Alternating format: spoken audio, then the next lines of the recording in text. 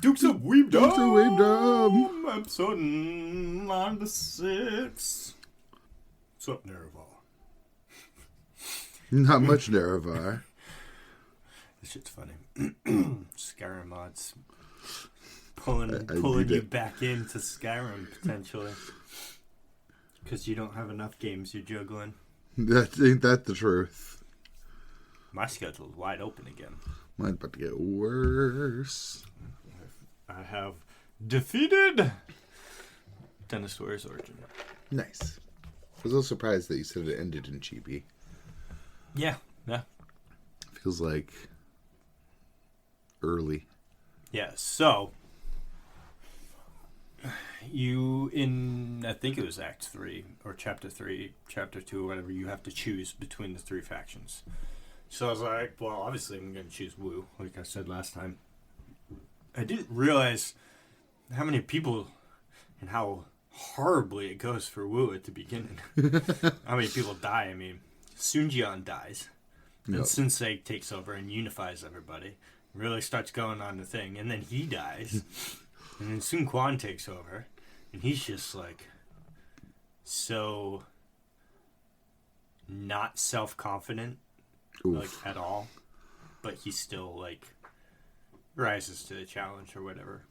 And he's got Zhou to help him out. But it was just like all those early things we were forced to after Sun Jian died, we were forced to join some dickhead and like serve under him for a few battles just to like not be completely obliterated. We eventually killed him. And then you all defeat Cao Cao, and then Shu and Wu live in peace for generations. Well, because I looked it up, because I was like, where the fuck's Lu Zhan? And they're like, oh, Lu Zhan is a young general or whatever that up and comes in, I think they said the year like 202 or something like that, AD, in the Three Kingdoms. I was like, oh, cool. It's like he rose to prominence in the Battle of whatever, where they defeated Liu Bei, and it is notable that this is the battle when Guan Yu is killed. No. I was like, That's why I haven't seen Lu Zhan. I'll see. Yeah, because the whole time it kind of briefly updates you on what's going on with everybody else. And I might, because I did a separate save file, right when I was about to make the choice. So it's like I'm standing in front of the option to choose. So if I wanted to choose one of the others, I could.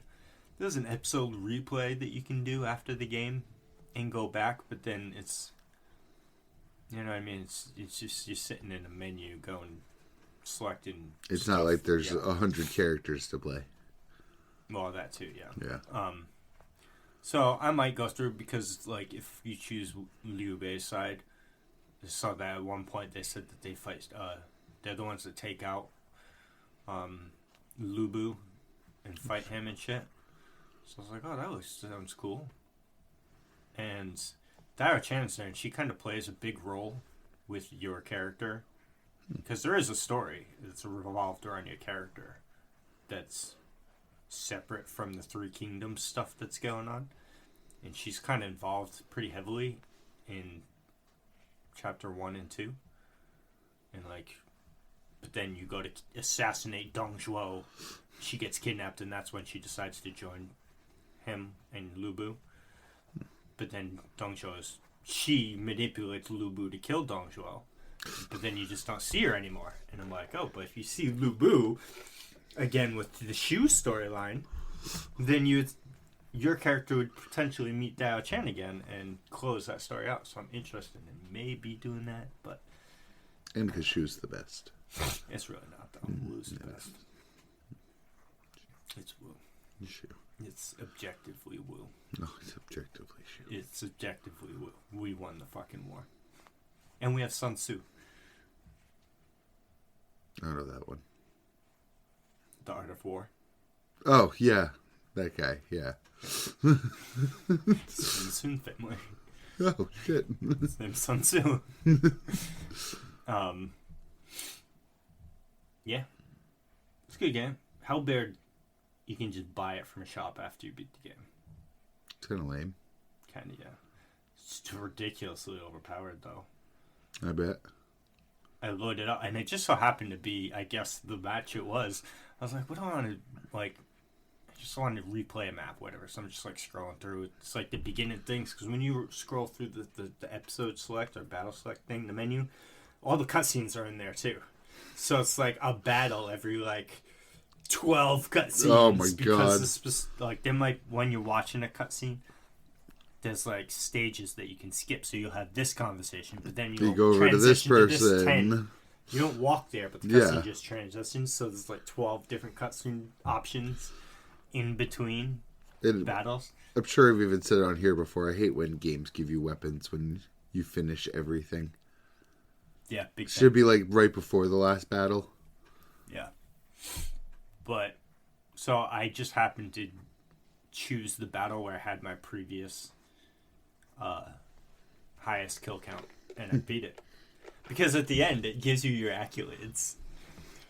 It's like Zulan, which is the name that people call him, but you can type your own name out. And then all of the Three Kingdoms characters will call you your typed out name, but then all the people associated with your character in the shadows, they'll call you Zulan. And at the end of the game, that like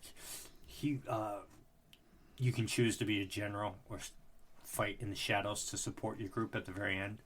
I chose the shadowy option, so like, there's a shadow figure for the forces of Wu, notable for defeating so-and-so at this battle and so-and-so at this battle. They said he killed 3,150 people at the battle of whatever battle it was. I was like, oh, that's pretty cool. I am Zilong Stormborn, the Unburned, the mother of dragons. Literally, that's what they do for you at the end. It doesn't talk it out. It's just like a paragraph. Yeah. And I happened to do that mission again. I just chose a mission. It's one of the yellow turban things. It's definitely because when you get to the final section, I did my ultimate Musou. The Musou killed 1,000 people. Oh my God. It's ridiculous. Like, you finished with 3,500 kills. Damn. Yeah. I was like, I think this is the most in just any Dynasty Warriors game I've ever gotten. Probably. I don't think, yeah. But again, the density is much larger. Yeah. People, it's like getting to 1,000's pretty easy. But Chibi was fucking lit. Nice. The beginning of the battle is rough, though, because you're waiting for a specific moment in the thing to set the fires. And Cao Cao's group, he has, like, when you load in and you look at the map, you're on a beach, right? And there's a beach over there, and then the huge fucking water. And you have a whole bunch of boats on your shore, and Cao Cao has a whole bunch of boats on his side. And then his main huge-ass boat is in the middle. And when you open the map and you look, it's just like, the officer density on Cao Cao's boat is just ridiculous. There's like 20, 25 dudes on there. Just officers with names. And I'm like, fuck. So he stomps you pretty bad. I don't think there's a way not to get stomped because they come at you from 3 different ways on the beach. And the beach is pretty long. And they fucked us up good. So, but then I lost the match because where's Zhuge Liang is he's the one that's up there you gotta go talk to set the fires. The wind caller, the unburnt. He's on a huge platform, right? You gotta run up this like winding slope to get to him, right? But he's on a wooden structure platform that's surrounded by a lower wooden deck. That whoever designed that, I want to punch in the face. Because you can jump off the wooden structure that he's on onto that deck. There's no way off the deck back onto land. You have to jump off all the way down. And now you have to ride your horse all the way the fuck around. So I was trying to light the fires, and I couldn't because I got jumped down for something, and I couldn't get back up. So by the time I got up, my officer died. One of the defeat condition officers. So one of the important ones. So I retried it, and then I do it. But as soon as you light those fires, first off, beautiful shot. Like when you have to ride through all the fight through the boat lines to get to the enemy beach, the fires is just like, lit. It's so good. Then you have like that final charge. Sao regroups all his dudes over here, and you're over here, and then you charge at each other. Yeah, no, Chibi was excelente. Nice. So, but Sao escapes at the end. I don't know if like that's historically the battle where Sao is defeated, actually categorically or not. But yeah, because Shu, like Wu and Shu left off on good terms, so because they allied with each other for the rest of time. Yes. So, but no, it was a great game. Nice. I will say, my only like complaint is a lot of the missions are just load in, go kill the dude. Here's a bunch of armies. Like, all of the objectives are basically the same, and a lot of the maps look very similar. Like, a lot of the field stuff. Like, if there's, like, a base or a castle, Yeah. you know, like, something like that, then it's different because you have a specific castle or something, but I don't know. So that's really my only thing. And then, obviously, I like the original character. I think it kind of works, but I still miss the choosing. You know, I want to be Jotai this time, or I want to be so and so, and you kind of get that where you have the 10 weapons, but at the same time, That's the part that really stabs me in the stomach. I wouldn't mind if it wasn't 10 weapons. 10. and none of the magical weapons are there. Not a single one. No fans. No staff. No staff. Just not magic staff. Well, yeah, I was thinking Just Pangtong staff. Would say. Pangtong's in it. Pangtong helped us in Chibi. My baby. He doesn't, like... He's not, like, part of anyone. He runs a... There's old coins you can pick up throughout the map, and you get them for quest rewards and stuff like that. And when you have a certain number, objectives of getting so many, you can go to this little hut at the very beginning of the map, and Pangtong's in there. And he'll give you rewards based on how many coins you've collected, and tell you about your bond levels with all the characters and what interactions are on the map, stuff like that. Just bullshit. And that's where he is the whole time. He doesn't really take part in much. It made me actually want to play one and some of the other ones so that I could play all those dudes again. Back to Warriors Orochi 4 with you. Right? But it would be one of those things because I would play it for all of, like, 3 missions. If that. Yeah. Maybe 1. Well, no. 3 missions. Well, if it's Orochi, maybe 1 because you'd have 3 characters. Yeah, that's what I mean. You'd have the 3 characters. So, the Warriors of Orochi have a fuckload of characters, and there's so many good characters. You know what I mean? Especially the Orochi characters like Susanoo and fucking that whole demon tier of people. Yeah, I was doing a lot of Susanoo. It's just because he's fucking lit. Because he's got that move that calls down the rain. Yeah. But no, it was a good game. Definitely. Hopefully they can keep it up. Well, there probably won't be another one for like 4 years. Yeah. Maybe they'll do DLC story content to push or more chapters. Their usual Empires. Dynasty Warriors Origins, Empires, Extreme Legends, The Unburnt. 3 Kingdoms edition.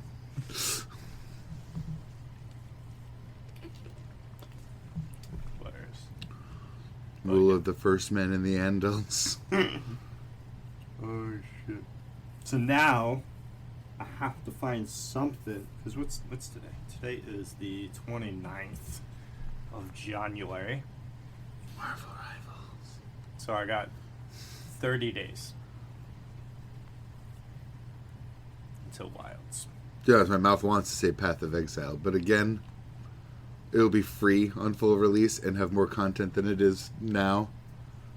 So I'd rather just wait till then to be like, Path of Exile. I did delete a bunch of games, though. Nice. So I got the space ready to go. So I deleted Sparking Zero. Just like, I think I'm all set with that for now. New DLC's coming. Just a new character.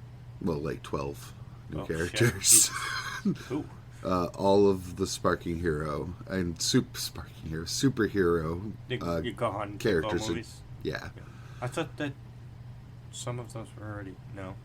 I could sworn I saw them advertised. Well, So it came out maybe- very recently. Oh, it did? Yeah. 12? The 12 characters. Oh, paid DLC? Yeah. It's Whack-a-mole.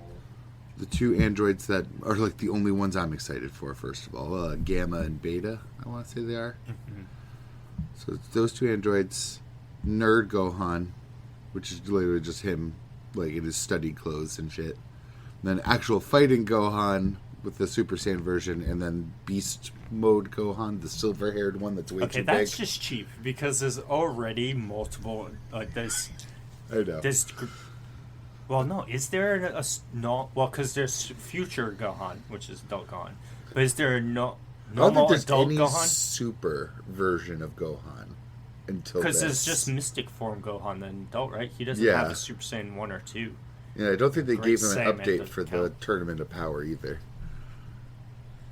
No. So there's that at least. But that comes with the super ugly transformation, the Beast Form one, the silver hair. I think the hair's too big. If it was like Enormous. it should be the same as Super Saiyan 2 Gohan, King Gohan. And the fact that they changed it, because Super Saiyan 2, if you're an adult Gohan and you go Super Saiyan 2 in any video game that has him in it, his hairstyle's completely different. Like, why did you change his hairstyle? It's so weird. Like, 'cause you can't tell me, oh, but it's because he's older, so his hair's different, it's cut different. Excuse me, sir. Super Saiyan 3 grows hair. Yeah. You ain't gonna pull that shit on me. I just don't know why it takes up from like here to here in size, but Yeah, it's from his fucking torso to the top of his head, on top of his head. it's so ugly. Too much hair. And then the Point Piccolo straight up. forms, which is Piccolo, Orange Piccolo, bigger Orange Piccolo, and then Cellmax. He's so Max, a big guy. I have no clue, to be honest. I hate the concept of him so much that I just didn't even look at him. Hmm. So stupid. Why would you make it second form? So ugly. Yeah, right. I'm still in favor of. They should have brought. The only reason, first off, they brought Frieza back in the first place because Frieza's such a popular character. Let's bring him back. But if you were really smart, of the 3 mainline villains, if you really wanted somebody like super strong, you just take Cell. Yeah. Cell is 3 days old, I like how the and he's story fighting also. Super Saiyan 2s. And the story had to bend over backwards to make them need Frieza. Like, the only reason they needed Frieza is because they couldn't get Boo. Okay, but then they're like, I had to pull it out that Frieza's never trained a day in his life, so if he actually trained, he'd be super strong. Okay, whatever, but you could say the same for Cell, but Cell has Frieza cells, Namekian cells, and Saiyan cells. He has all of those built in, and androids. Yeah. You know what I mean? So, bring perfect form Cell back, let Cell train again, and he's going to get way stronger than Frieza ever could. Or just bring Oob. Wouldn't it be nice Yeah. if Oob had a place in the story? Wouldn't You that be know, great? Considering he's supposed to be a canon character, and that's the whole reason Goku spared Kid Buu at the end of... So sad.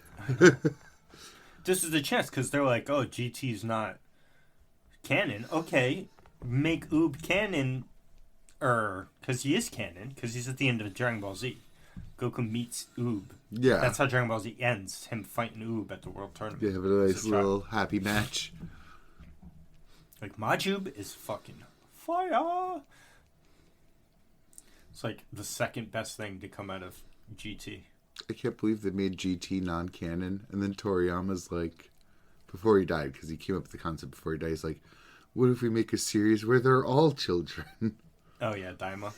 That's just crazy to me. It's like, can we just re-canonize GT? At this point. Yeah. Because we've been watching Daima. Yeah, I watched the first episode. It wasn't bad. My partner's just getting tired of waiting for the dub, so we just started watching in Japanese. Pretty good. The visual quality is immaculate. Like, from the opening to that first episode especially, because they're going over the history really quick, it just looks beautiful. The redone screenshots of all the fucking the main events of the story. Oh my god, gorgeous. So good, yeah. The screenshots were everywhere on social media when it first came out. It is very telling that Toriyama and whoever writes Super are not on the same page, because they got different reasons for why the Potara fusion defused and Boo Stomach. It's like the different plot hole fillings and different lore beats, so it's almost like two continuities now. Yeah, it's rough. DBZ, well, again, I never watched Dragon Ball for the story. Really. Nah, I mean, I convinced myself I was as a kid. True. But when I was 7 years old, it was the best thing around. Yeah. Like, I ain't being That's critical. It's poetic. Story. Yeah. Characters died, damn it. I know. It wasn't for long, but... Unless you're a bad guy. So it's forever. Like Nappa. And, like, I never once as a child thought about it until I was much older. But, like, wait a minute. Why didn't Vegeta ever wish for the Saiyan race to come back? Wouldn't that be nice? Because he goes around saying, throughout the entire series, that he is the prince of all Saiyans. Yes. Like, oh, all two of you. So, you're the prince. And one of them's kind of a defector. But then I'm like, also, Blake, wait a minute. Shouldn't you be the king of all Saiyans? Because your dad is dead, which means you should ascend the throne. You're the Princess Goku King? Right? Like, Because it's just you. it's just you and Goku are the only two pure-blooded Saiyans. But then, well, then there's Broly, who's still alive, and canon now. So you got three Saiyans. Sorry, I'm so stupid. Sometimes I'm like, Broly's still alive on Dragonstone, the unburnt, the mother, Yeah. The legendary Super Saiyan. the mother of Ki Blasts. The destroyer of power scaling. And worlds. And worlds, yeah.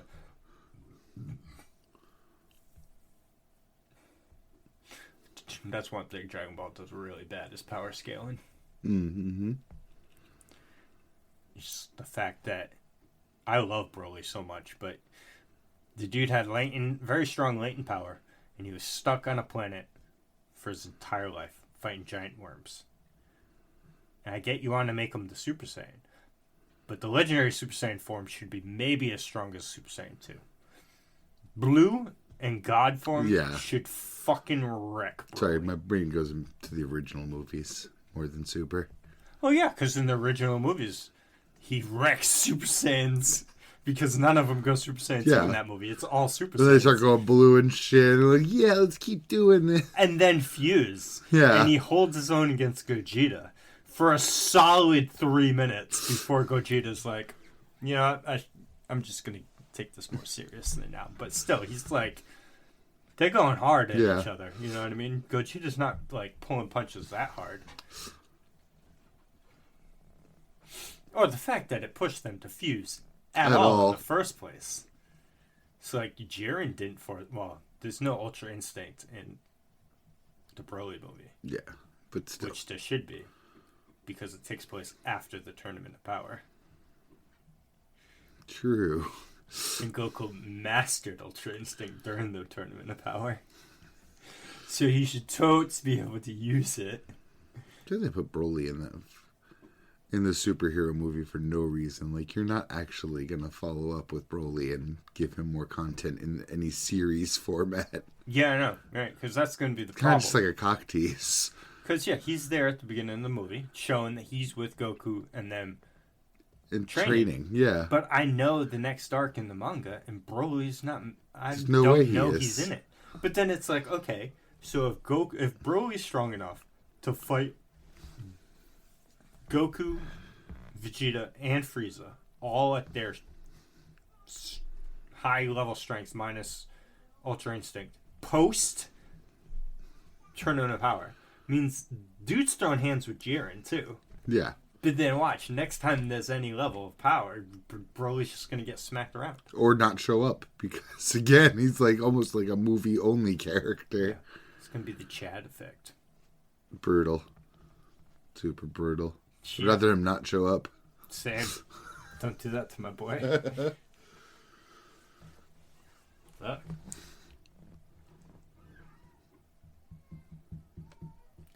But, no. Sucks, because I would love some more Broly. Same. But then the same thing in the next arc, because it's like the level of jumps every time. I think his name's like Moro? Moro, yeah. Mm-hmm. Punches a hole through Goku's chest while he's in Ultra Instinct. Yes. I do want to see fucking Ultra Ego, though. Vegeta's next transformation. That looks dope. Goat Daddy. Yes. I've seen him, yeah. Ugh. Yeah, transformation right there. Ugh. Typical. We have a unique, interesting, cool design for a villain. Man face him immediately. How do you do this? Like, awesome. Awesome man face. Well, look at Frieza. And Cell. And Cell. I know. Boo's the only one that got better in Think's transformation. It's true. It's only because the floor he started at. The only one that got better with the man face treatment actually is Janemba. Yes.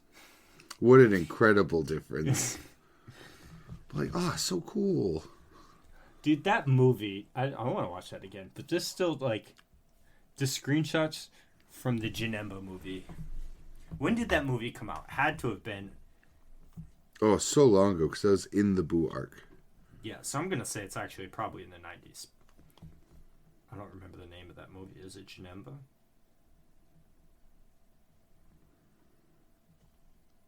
If you 1995.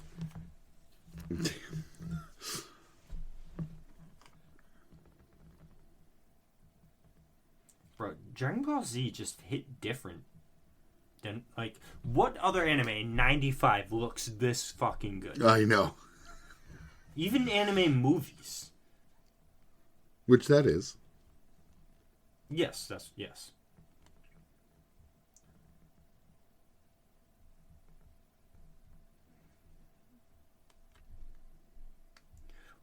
Which means, when did the original first Broly movie come out? Dun, dun, dun. No. What? No. YouTube title. Moro steals Ultra Instinct?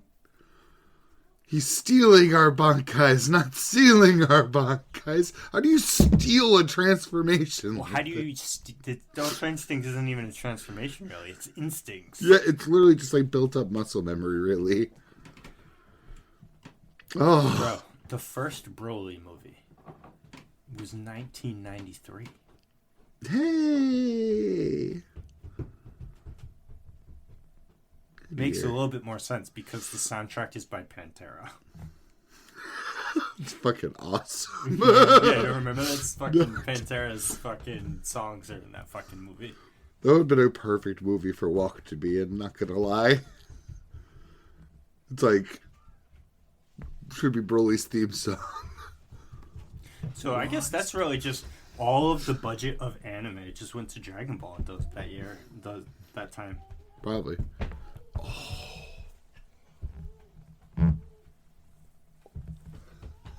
You alright? Yeah, I just cracked my ankle real hard. Oh. But, yeah, holy shit. Well, at least Toei's entire budget did. True. No, I can't exactly call out who else was in the game at that time. Oh, I would say Sailor Moon, maybe? Maybe Cowboy Bebop? No, Cowboy Bebop, I feel like, is No clue. 99, 2000. Let's see. Cowboy Bebop. 2001. first episode. Oh, shit. I actually went straight to just looking up anime in 1993. And yeah, it's slim pickings. Notably, the same year they also put out the BoJack movie. Oh, really? Yeah. So it's 2 DBZ movies that year. Well, I'm just getting the newer series. I'm trying to look for the older one. And Slam Dunk, Sailor Moon, and Ninja Scroll.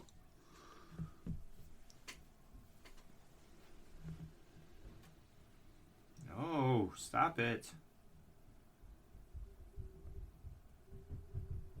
I'm trying to find the original anime of Rurouni Kenshin, and it just keeps bringing up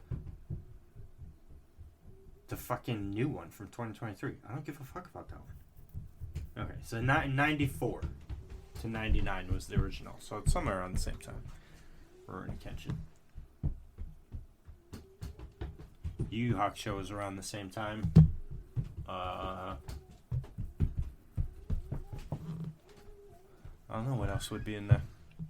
Those two. Sailor Moon, Rurouni Kenshin, and Yu Yu Hakusho. And Ninja Scroll. And Ninja Scroll.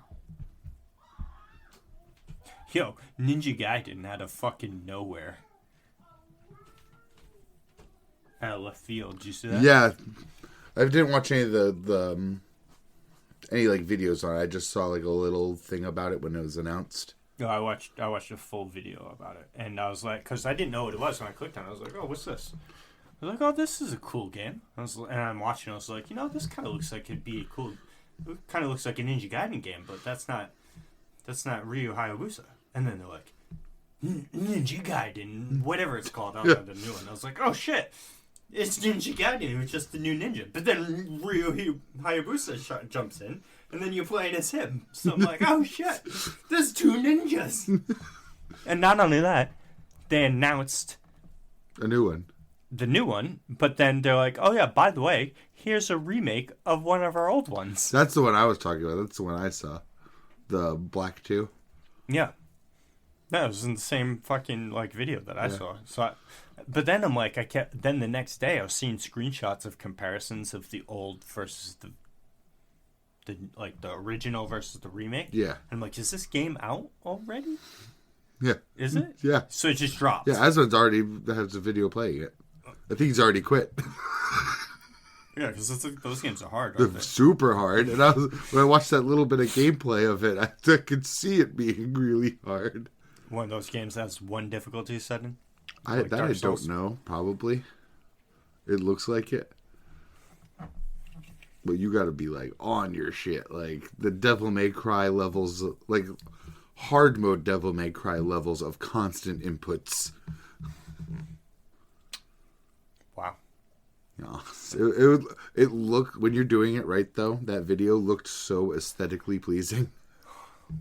Yeah, I mean, it's like just button mashing it on Dante versus No and his combos. You know what I mean? And when you get those higher difficulties, you can't take that many extra hits. It matters. It was really rough for me when I played Devil May Cry 5 from going from Nero to Dante and then being forced to play Nero again. Because, boy, let me tell you, I never want to touch Nero What a terrible again. opening to that fucking game. Not only did the cutscene piss me off with the schlockiness, which is par for course for Devil May Cry, but then making me open with fucking Nero too. It was like a 1-2 punch. You played Nero for quite a while in the game before you get Dante. Ugh. They never learn. And then there's that guy V that you play. Which I am more excited for, but I have to get through Nero to get there. That's alright, you'll never play it, so I'm just going to spoil the shit out of you. V, the demon. I think you told me this. V is half of Virgil. Ah. And then the giant demon is the other half of Virgil. So when Nero... Because Dante fights... No, Nero fights it first, then Dante... Yeah, Nero fights it first, and he can't beat it. So that's literally the beginning of the game.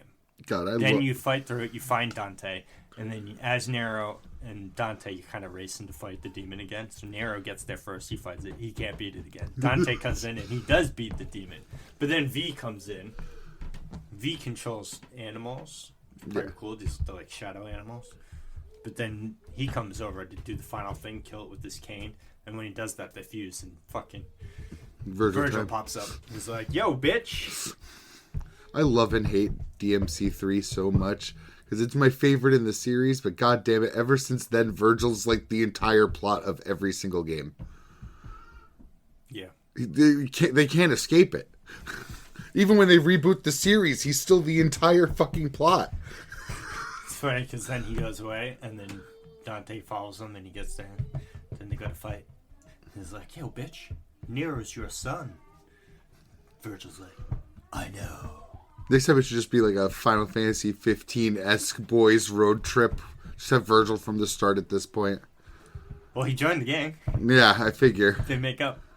But, he doesn't really like join them, but they kind of like, they bury the hatchet. 15 is also an apt comparison, because what a homoerotic party the fucking boys squad of fucking DMC is.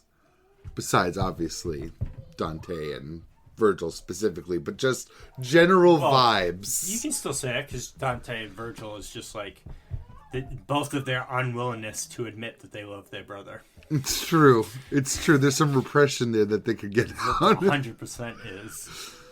And then Nero's because just gay. I watched a video breakdown. It was actually a short, and it just opened my eyes so much. It's like because they were talking about it. About a specific thing that Nero, Virgil says to Dante is like, Dante says something like, that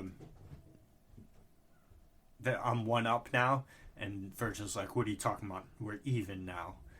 And then you just go into it, and if you aren't like in the deep lore of, you wouldn't know what they were talking about, and they're like, that's their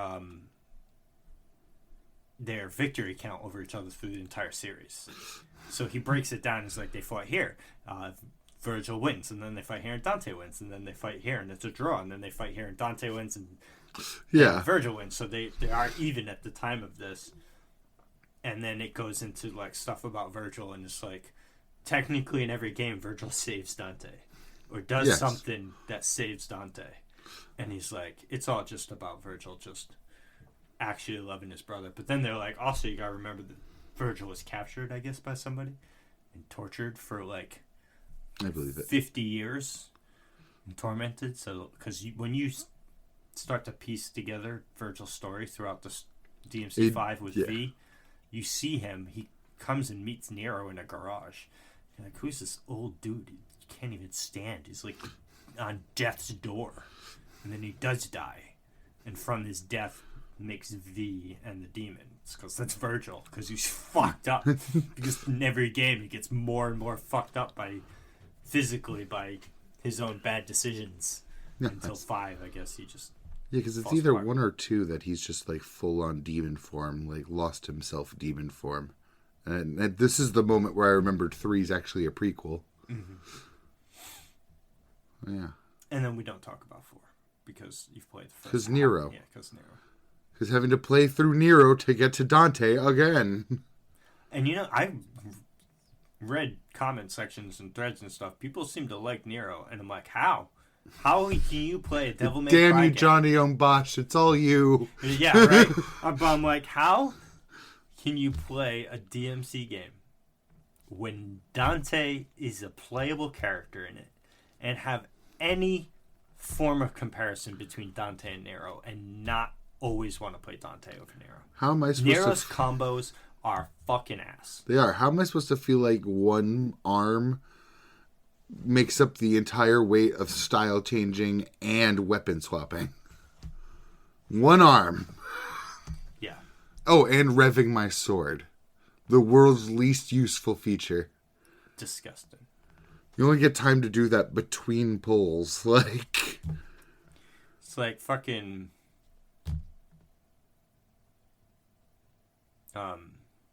Nero is fucking Final Fantasy X combat and fucking Dante's God of War. Dante's DMC. Dante's DMC, yeah.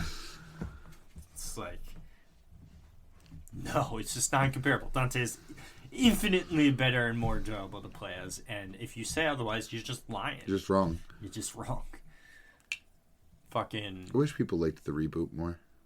That was a good game. I liked Yeah. I beat it. Me too.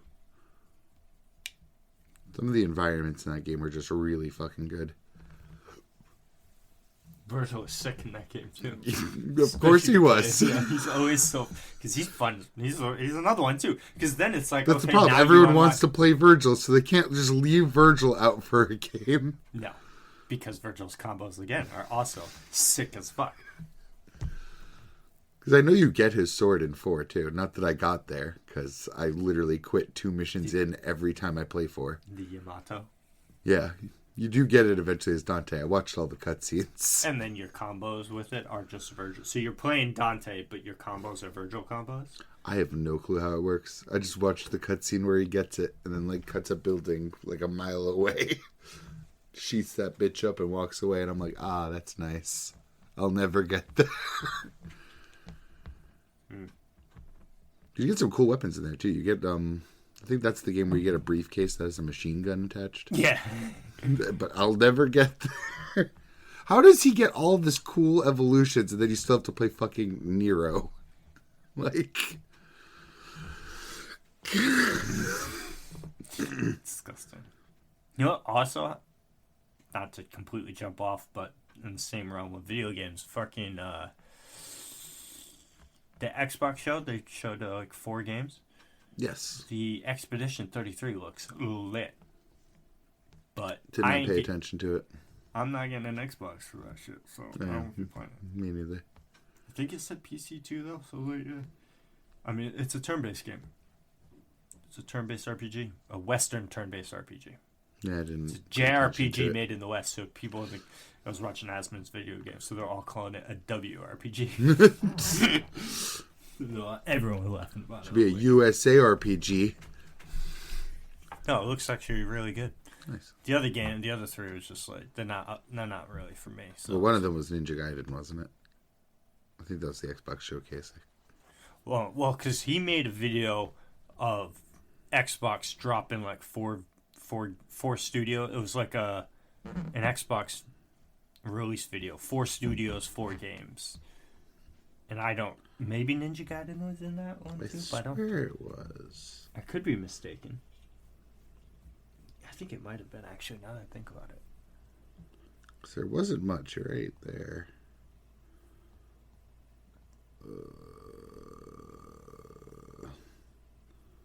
was a while ago. Probably like 6 or 7 days ago now. There's yes. Doom the Dark Ages. How could I forget? I'm so fucking excited. I don't know. I never really got into Doom. So it sounds like a game up my alley. If any of them would be the closest to being up your alley, this one probably would be. Because they even said they always go in with like an idea of how the gameplay loop should be. The first game was run and gun. The second one was jump and shoot. This time they said their design philosophy is stand and fight. So you always have like a shield to block shit and shield bash people away, throw it, flail them. Oh, Doom Eternal looks fire too, and that's just a just what's another. That, run and shoot, or I think that was jump and shoot was their philosophy. I haven't played Eternal yet. I've always wanted to, but I played the first of the 3 reboots, and it was so good. I just crushed that game. I think it took me just like 1 or 2 weeks. I just sat down and just kept playing that shit till I beat it. Trying to see what else is here. Oh, God, I forgot what this game is called. It's like a open worlds e-bit with like magic and shit. Yeah, I remember seeing it, but I'm like, it does have a free demo. Yeah, I was like, I don't know. It looks cool, but I'd have to try it. But again, it's all Xbox, so. And PC. Because like I saw this demo on the Steam shop. Well, yeah, actually it makes sense too, because Xbox is Microsoft, so and they're gonna have it on PC. And their console business is falling apart. Song of Midnight.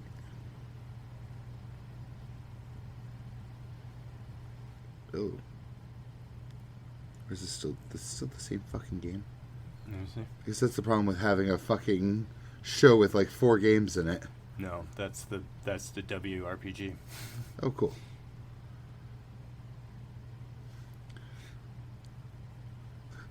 It does look cool. For a split second there, though, it looked like Raid to me.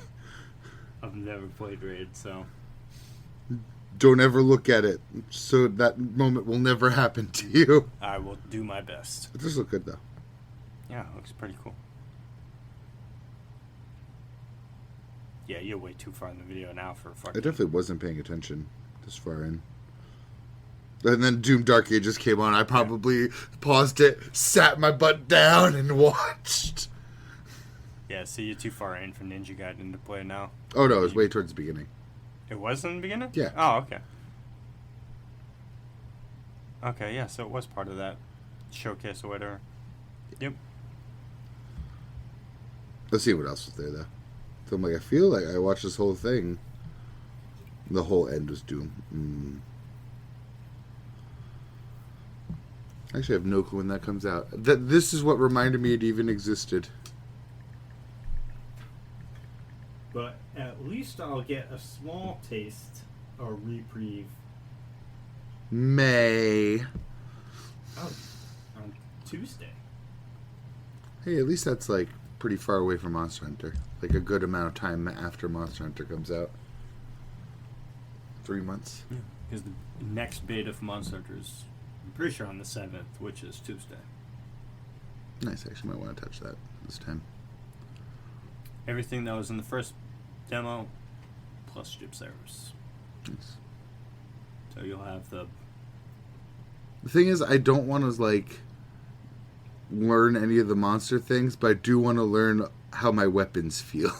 That's the dichotomy. I want to be ready to jump in with my muscle memory, but I don't want to spoil content for myself. Well, the good thing is the main 3 monsters that were in the original one, they're all the 1-star monsters. So it's you got the toad thing, which is 100% going to be the weakest large monster in it. I forget what it's called. The Balahara, which is the small Leviathan monster. And the bear guy, Dashiguma. Nice. And then Ray Dow can show up. I shouldn't even be worried anyways, because Doom's going to take me like 2 weeks to beat X. Nice. Maybe now's the time to get Eternal then, whenever it's on sale again. 'Cause it goes on sale real cheap. It's been a while since Eternal came out. It was whenever Animal Crossing came out. So, 2020? I assume you need to play it on PC. No, I'll probably play it on console. Is it on PlayStation? Yeah. I didn't know that. You'd think if it was part of an Xbox showcase, it'd be an Xbox You would think. exclusive. But yeah, no, PlayStation 5. Cool. Hallelujah. I also thought Microsoft would only put multi-platform for their like live service games and stuff like that. But hey, I'll fucking take it. Ooh. Well, Xbox has been more open with the cross-gen. Just hit me again. I'm probably going to have to buy the next Elder Scroll on PC. Because they have been more open, but I feel like that's the one where they're going to like close their doors just a little bit to the Sony boys. Highly unlikely that we're either of us even going to buy Elder Scrolls 6. Unless... Because our trust in Todd Howard is... It's either A, they get their shit together, or B, they made the Argonians hotter. Those are the 2 ways to get me in that door. Well, I don't think... Because Todd Howard was at the fucking award show last week, and whenever it was, and he was angry that they didn't win an award for something. You'd see it in his face. He's just pissed off and didn't clap and all this stuff. There was that stuff going on. Did you see stuff about that? No, I didn't. I should, though, because I fucking hate him. So, and like everything they did with Starfield, how they let everyone down in that, and that's probably what it was for, because they did put out a DLC last year. For what, Starfield? Yeah. Oh. They added cars. I remember that. I have it downloaded, and I still have not touched it once. I've never seen a single case that made me want to. Besides the shipbuilder. Maybe I should do that. I got... Fuck around in Starfield for a little bit. Starfield for a little bit till the Monster Hunter beta comes out for a few days. Play that, and then figure my life out for the next 3 weeks after that. You got a whole month of... fucking around and people stone-facedly, wide-eyedly staring into your soul.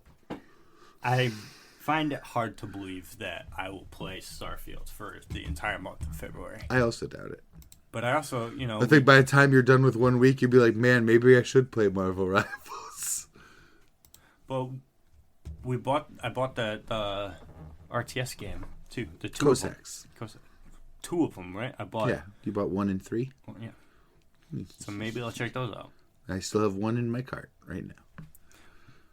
My problem is, again, I've said it numerous times, my computer's down here. I'm never down here. You should get a Steam Deck. Yeah. That would solve it. Rather than getting a whole ass PC for upstairs too, or trying to move this one up there. Let's get Steam Deck. It's just pretty much a switch for Steam.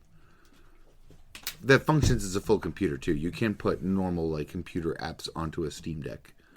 And plus, I mean, most of my Steam games are other than Starfield, doable. Are very low.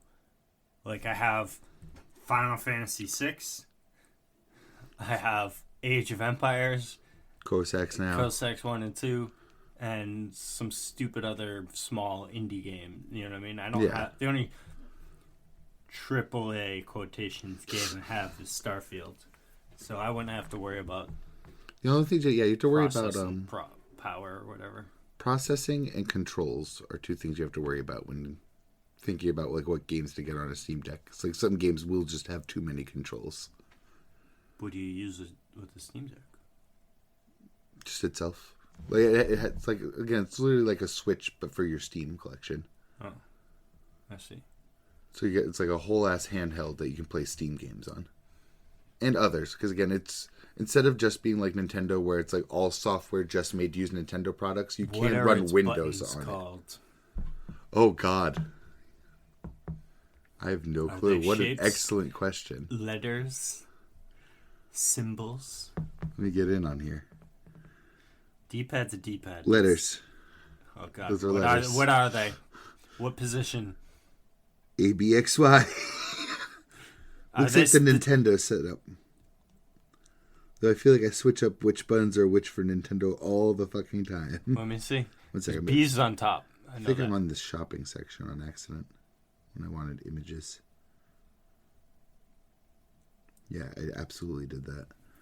There we go. See. Half a second. Oh God. There we go. Yeah, XY on top, AB on bottom, dual joystick, 2 touchpads, and a D-pad. Let's compare it. Oh, beautiful. I just got a Switch and an Xbox One in the exact same picture. So let me see that. Oh, motherfucker. Opening the Amazon link. Ha ha ha ha ha. I would just buy it directly from Steam. Why would I buy a Steam Deck from Amazon? Steam Decks are literally the top seller on the Steam charts. They sell it right off of the Steam application. I just realized. Please tell me it's at least the same as Nintendo. It's the exact same as Xbox. Oh, but no. Nintendo is reversed. B and A are swapped. Yeah, and I X and Y are swapped. it. Oh, that doesn't feel like Nintendo to me. What pisses me off is that means that all 4 of these, PlayStation included, all have an X button, and they're all in different fucking spots. They got the whole 4 slots filled now. Bases are loaded. Well, that one and the Xbox are the same, but still.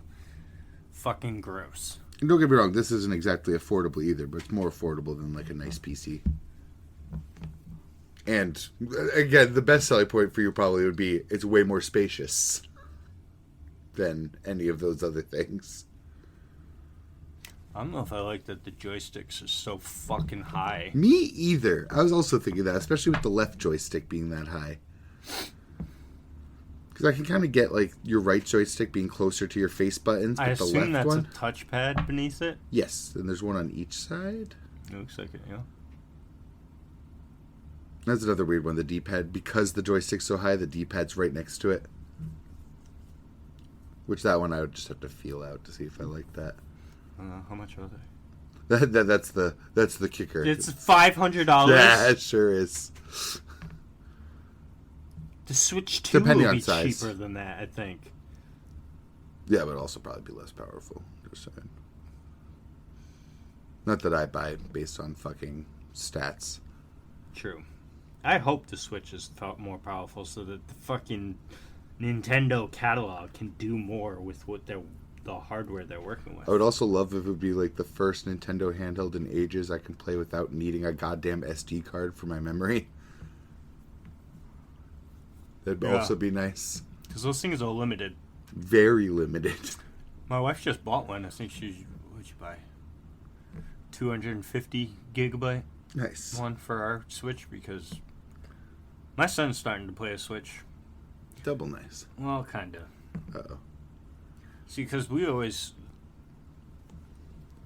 where the parents are like, we're not going to give him a tablet. And then that's all he does is on tablet everywhere he goes.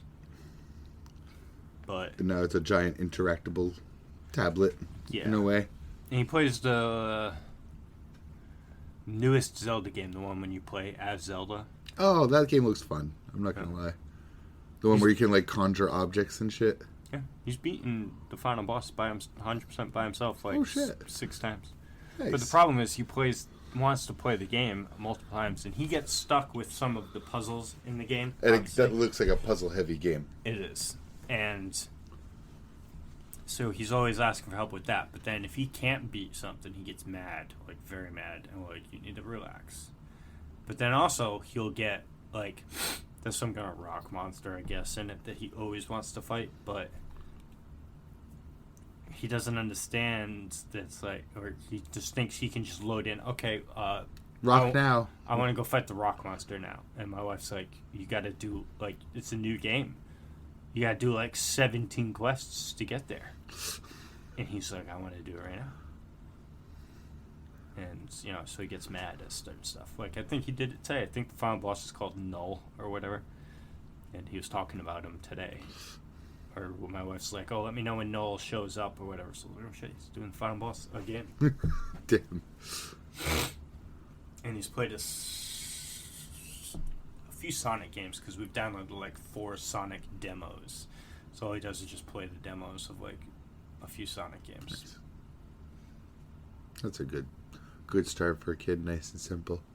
You think so, but Sonic is actually quite difficult. It's very frustrating. Yeah. Careening at like 3,000 miles per hour to a trap that you couldn't possibly foresee flying in from the side of the Sonic screen. does a very good job at portraying speed in a video game. They sure do. Yeah. But I don't know. I'll find something. It's not going to be a metaphor, I'll tell you that much. You don't have that kind of time.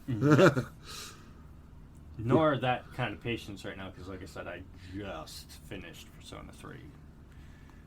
I'm going to say this would be the time to, if you're interested in Doom, maybe check if it's on sale. Because they do go on sale really cheap, though. Like, I'm talking like $5 to $10. 2016 and Eternal. Because that's like 15-hour, 20-hour game max. I would say I still got Smite and Predecessor, but That's a long time to only play those, to be fair. 14's kind of in a lull period for me right now, so thankfully it seems like it's gonna line up fine. By the time the next patch is good, I'll be far enough into Monster Hunter to where the need would be satiated, so I don't need to play it with my full of free time availability. Yeah. So I could split the time slot between it and 14 if needed. But I'll be fine. It's quite literally me lately. Like, I log in, go into Rivals first, so I could do all my daily challenges for my Battle Pass and shit. I log into Path of Exile, see what I can get done, and then I end on TCG Card Shop Simulator. Nice and calm. You haven't beaten that. Is there an end point for TCG? There's like an end to how much you can upgrade your shop, if that makes sense. But he's also still upgrading it and updating the games, and he just added 4 shop expansions the last update he did. So, kind of no. There's a point where I think I'll be satisfied with like how far my shop's expanded, and you can also open up like a second shop on the street. So like, there's a certain point I'm aiming for at least, which I'm not close to. Oh. I put in like 60 hours in the game though. There you go. I'm still just loving it. Hey, if you're having fun, you're having fun, right? I sure fucking am. Can't wait to get in. Because right now, when you expand your shop, it's like, you get like a 10 foot by 10 foot square of extra space. So I got this weird like cubby hole corner, and I'm just dying to like expand out this wall and make it even again. Every time I look at it, it's like OCD. It's pissing you off that's over there. It's like, my walls are not symmetrical. No, though. So again, my fucking segues here. With Dynasty Warriors Origins, with like the massive armies that you get and like some of the strategies and tactics you can pull in that game, I'm like, I want to play an RTS game that's just an RTS game. Just put my camera view up higher into the sky and let me RTS this shit. I want to look up reviews before I even bring up the game, but I saw a newer RTS game that looked really good called Manor Lords. I've seen that. And it's got good buzz. I think it was nominated for an award. I've definitely seen that name before.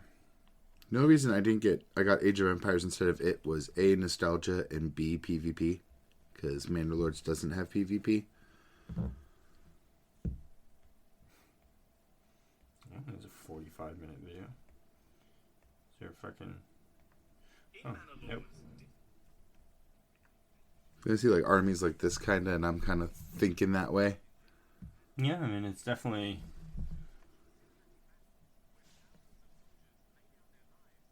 It seems large. And the visual quality is definitely there. Yes, definitely. Hold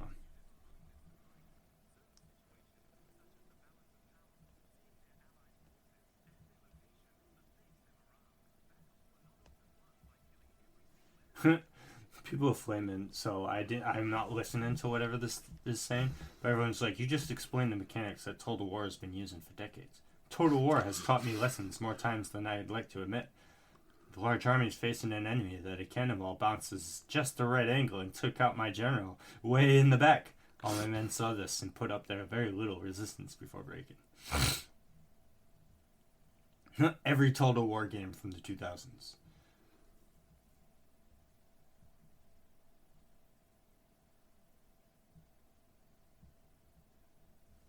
Right, I guess everyone's just talking about Total War. Literally the entire comment section.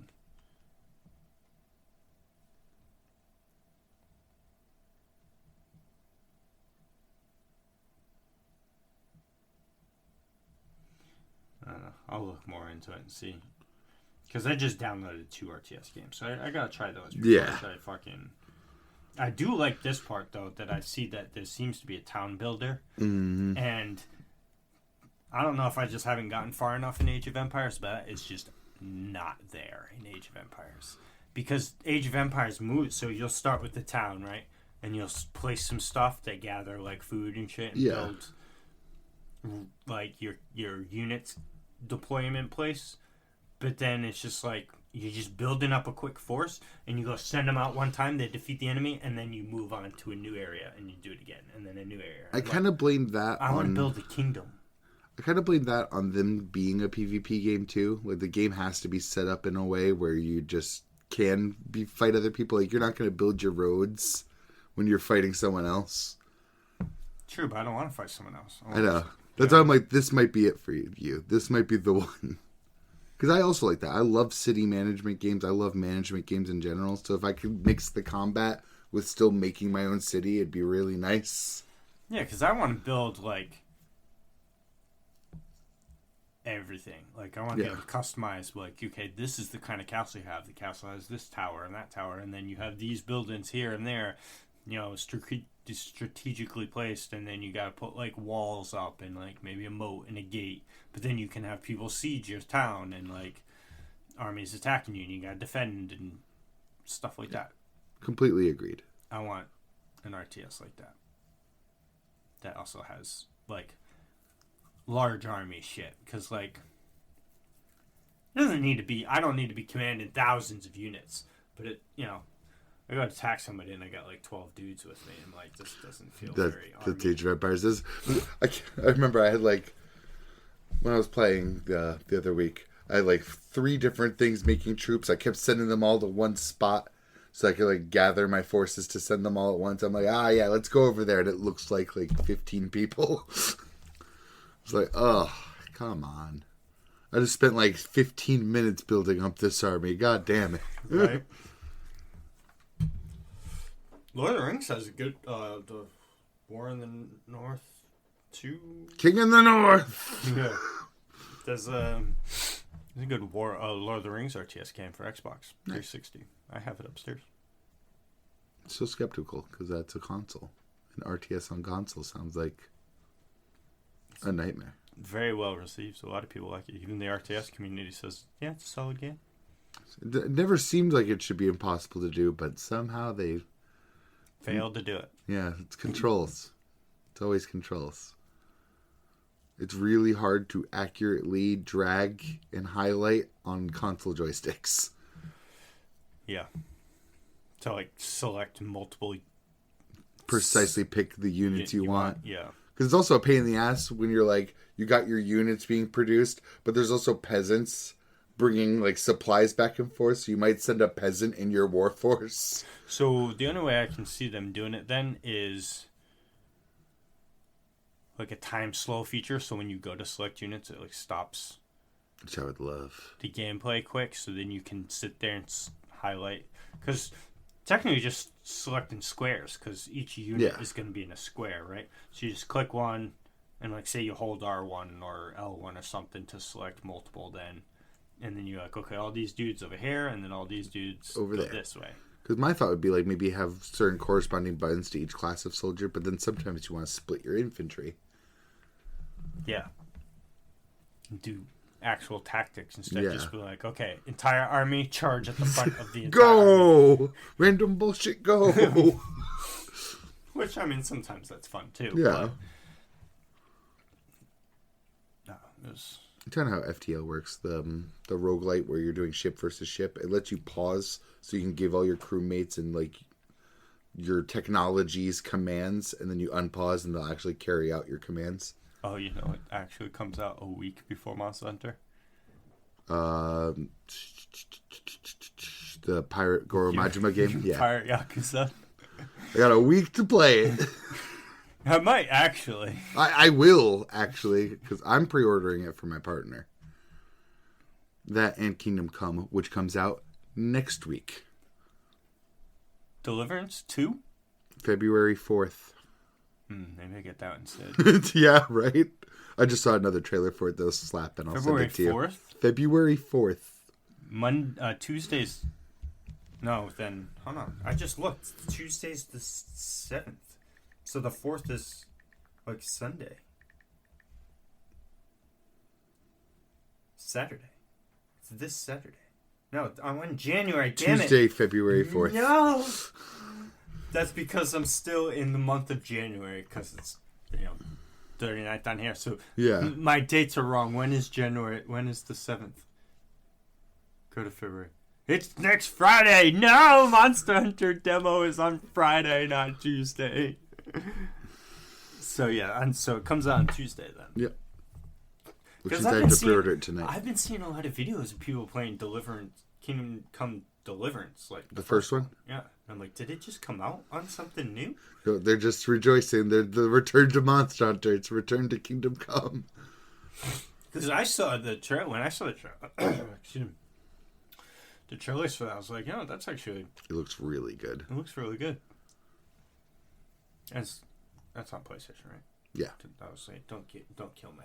my hopes and dreams right I'm now. going to make sure right now. 'Cause I literally have to pre-order that tonight. Kingsome. Kings come. Deliver the kings come. Deliver the kings come. Yep, PlayStation. Cool. Yeah, I think I'm going to get that. It looks really good. The new trailer was funny. Yeah, and it still looks like it has all the Kingdom Come bits. Immersive first-person RPG. Where it doesn't fucking hold your hand. Like, for example, in not holding your hand, it's not... When you go to do alchemy, it's not going to pop up a list of what potions you make. No. You grab your ingredients, you mix them in right, you put the right, like, reagents in, you turn that shit, and you see what you get. Does it tell you what you got, or you have to drink it? I think it does tell you what you got. Okay. I think. I've never done alchemy. Imagine you just get it, and you're like, oh, hey, it's a green potion. Probably restores health, and then you're low on health, and you drink it, and it's like, you've been poisoned. But then you learn that thing from a note or a book after you train your reading enough to be able to read. Because you are a peasant. You're not... I think you're a blacksmith's son. That's what it is. And you gotta train to be a noble lord. Yes. I know the story of the first one is your father dies after making a sword that's supposed to be delivered to the king, so you go to take on that quest to bring his last sword to either the king or the whatever lord commissioned local it. Lord, a baron, nobleman, whoever. So you're trying to carry out that mission. That's the goal of the whole game? Yeah, the first one. So when you deliver said sword, the game is over? I don't think so. I think other stuff happens. Because there's like an aggressive army against the kingdom you're in. But you're not some hero. You're not Superman coming in riding a flaming stallion to every battlefield. You're a blacksmith's son who learns through your actions how to fight. Yeah, I'm interested in trying it out. It seems the thing I'll always give it is immersion's always first. Everything you do is immersive. You gonna pre-order a hard copy? Yeah. I mean, he has a laptop, but he doesn't really play it much because he'd have to go downstairs to play it, and the dog's upstairs most of the time, so it's a little... So I think I'm going to get it on console. That's what he's been playing Metaphor on. That's what he bought it on, because I didn't buy him Metaphor, so... Well, there you go. And I'm definitely getting the Goro Majima game on console, because I'm definitely playing that shit. I also want to play it, but... This is a probably maybe someday. The Goro Majima game, I'm going to be booing that shit up when it comes out. So that means I'm going to have to wait. Well, I have to choose one, because... That ship combat. I can't buy 4 games in... No. The only reason I'm buying so many is because this is part of his like late Christmas gift. And because it's like 2 of his favorite franchises. Kingdom Come and he loves Yakuza. yeah. He loves Yakuza. I think he's played all of the other Yakuzas. Including that period piece, though, Like a Dragon Ishin. Where it's literally like Sengoku era. But the characters are like being played by Yakuza characters in a way. Like you'll see Goro, but his name's not Goro. He's whatever historical figure. It's fun. Because I also still want to play the second Infinite Wealth. Yeah, like. And to be honest, I think you'd like Ishin also. Though that one's, I think, real-time combat. That's fine. I have no idea what the combat is in the pirate one. Real-time combat and ship combat. Because you could also board their ship and then just start whipping out the real-time combat. No, it's going to be great fun. It's going to be so good. I'm actually way more hyped for that than I thought I'd be. That showcase did so much justice. Where you finally get to see the ship combat and shit. Dude, the second I saw that, I was like, oh, fuck. Are you showing me Black Flag? Are they remastering Black Flag? They should have shat all over Skull and Bones in that. They should have been like walkable areas. Shipboarding. There's got to be a Skull and Bones joke somewhere in this game. I hope so, man. I'm dying for it. Just say bones and skulls. Collect crafting components outside your ship.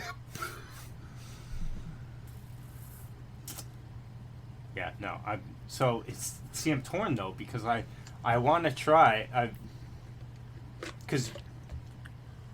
So I just did a pirate game, kind of Nordic, kind of pirate boat, which is less graphically stunning. My advice would be grab Kingdom Come now, wait on the pirate game because the pirate game is literally 1 week before Monster Hunter.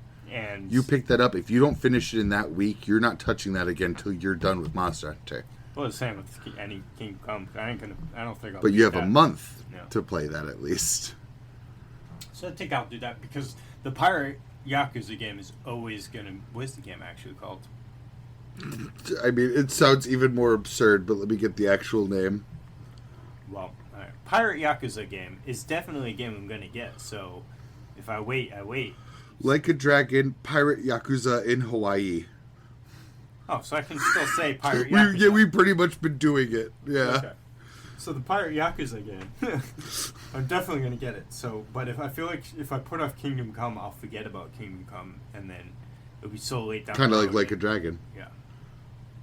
Maybe Marvel Rivals is just the right answer, since it's free. I was almost gonna say Starfield, but that's not the right answer. That's never the right answer. Anything else is the right answer. I'm gonna have to. So I have 150 gigabytes available right now, I think. And the only game on my system worth. Well, I could delete Origins, but it's not a very large game. But I'm like, the only other game now that I could potentially delete it would be Smite 1, and I'm like, I'm not mentally prepared to do that. No. But I tell you though, because like I said, I've been enjoying Smite 2 a lot actually, since I played it the last couple of days, out of nowhere. So once all gods are implemented into Smite 2, I don't think... You don't need to hold on to one anymore? Yeah, I don't think so. Plus you can always re-download it if something does come up, you know what I mean? Yeah. But same thing, they're not adding anything to Smite 1. Yeah, so unless they catastrophically fuck up too. They said, there's skins that come out still, because they still host like battle passes for it and shit, but like... That's not content. Yeah, there's no new gods coming to it. No new patches. So, no balance patches. There'll be bug fixes and stuff, but that's, it's basically just on life support. So, like, we're going to just keep it open so you guys can keep playing it, but that's about it. We're going to keep it open so you guys don't flame the ever-loving shit out of us. Yeah. And plus, there's still a huge player base playing just Smite 1 that hasn't gone to Smite 2 yet. Because... all the reasons that you haven't fully gone to Smite 2. Yeah, and that all your mains aren't in it or whatever. Like, all of mine aren't, so...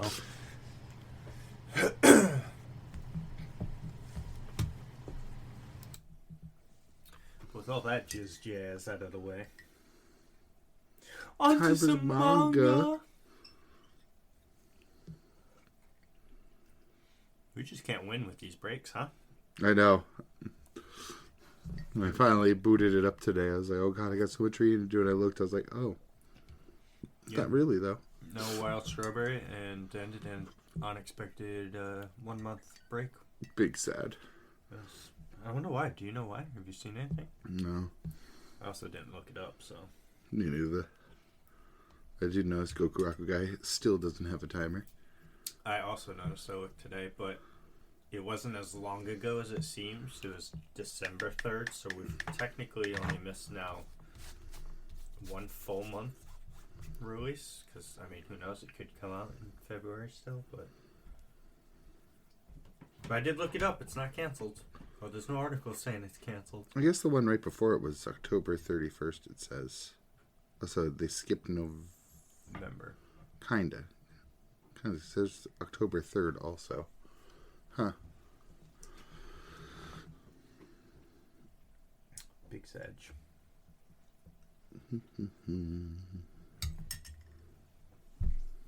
Checking if there's any news right now. That is an amazing coloring. Yeah, it is. It just looks like anime. Jesus. But I did check earlier, and I didn't see any news of a cancellation or anything like that. Because I would be crying. But I wasn't even worried about cancellation. I was really hoping someone would say when it's coming back. Right, but like, hey, there'll be no chapter in This January, long. so it'll come back mid-February or whatever. That would be nice, but nope. Nope. Oh well. That's a fan art, though. I wish more of this like came up on my feed. It will now that you Smacking some like buttons, yeah. start searching it and clicking on shit. Nope. No news.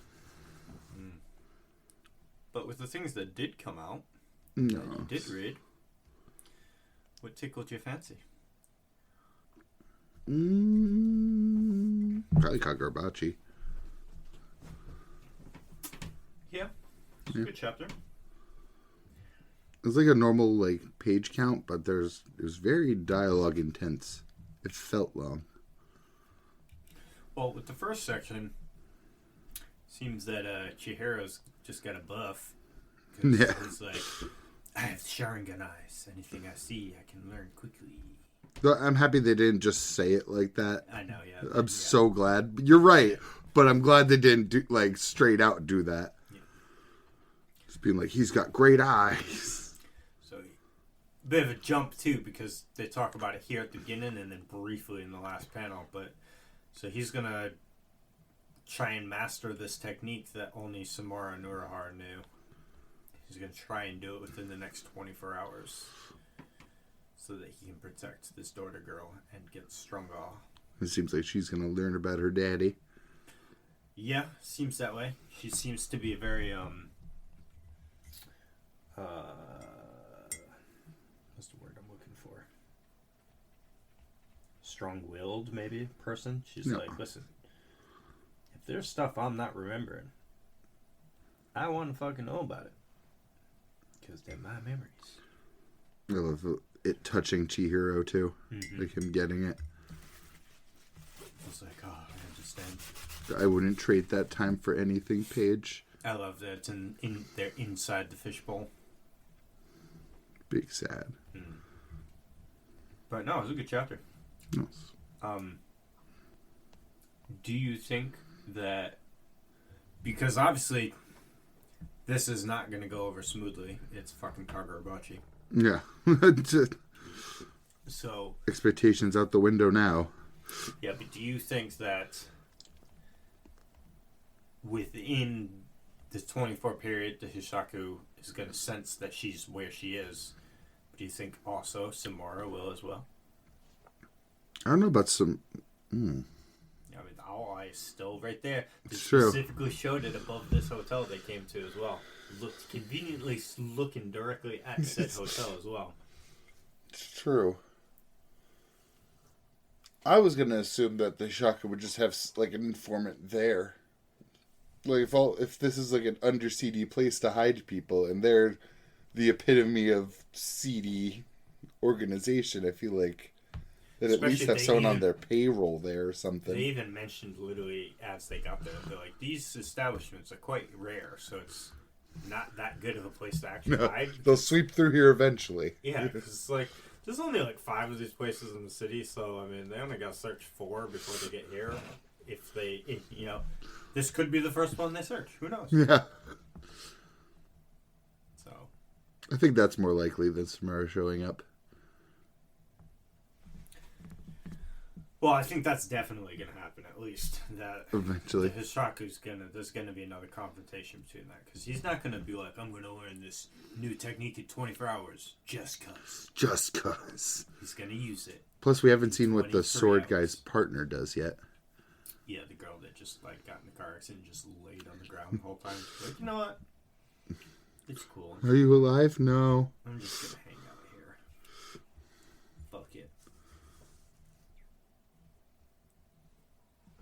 Love this little shot of him massaging fucking Chihiro's shoulders. I'm telling them to relax. It's like, calm down, bud. It's not that. It's not that. It's not that deep. You don't gotta tell everybody you're a killer. Take some of the edge off. Okay?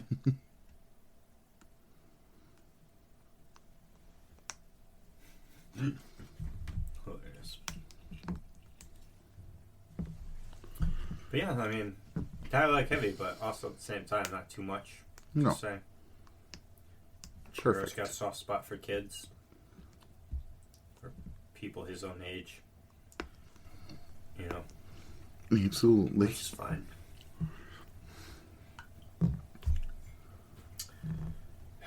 Make sure we got another chapter coming. We do. No break? No break. Good. Actually, I wanted to check. Because I didn't check. There's no break for One Piece either. Nice. Speaking of One Piece, one of your Lord and Saviors praised One Piece today, or recently. Yes, recently. You put out like a video being like, yearly update. His yearly update on how One Piece is going. I'll have to check that video out. Send it to you. See how it's going. But yeah, he's going into Egghead, which means he's almost caught up. Yeah. If he's not actually already caught up, you know. Which is probably not, but I don't know how often he reads it or whatever. watches. He's been doing the anime. Oh. Then he's caught up. Maybe. I don't know how often. Yeah, he's definitely caught up. Egghead has like 10 episodes and then they stopped. Damn. The Egghead's not airing right now. They are airing the updated Fishman Island arc instead. Because they took a break because the voice actor for Frankie retired. I remember you telling me about that. It was big sad. It was big indeed. Well, Frankie was designed for him specifically. Which I didn't know until all this happened. People were talking about it and they're like, because he's a voice, he voices, I forget. He voices an early character. Well, he also voices Mr. 2, Bond Clay. Nice. The, Yeah. you know what I'm talking about? Yeah. Face swap guy. Mm-hmm. So he voices him, but then there's, I think there was someone else in One Piece that he voiced as well. But because Oda really liked him or whatever, I guess. I mean, I don't know how true this story is, but he designed Frankie in a specific manner for him. To be perfect for him.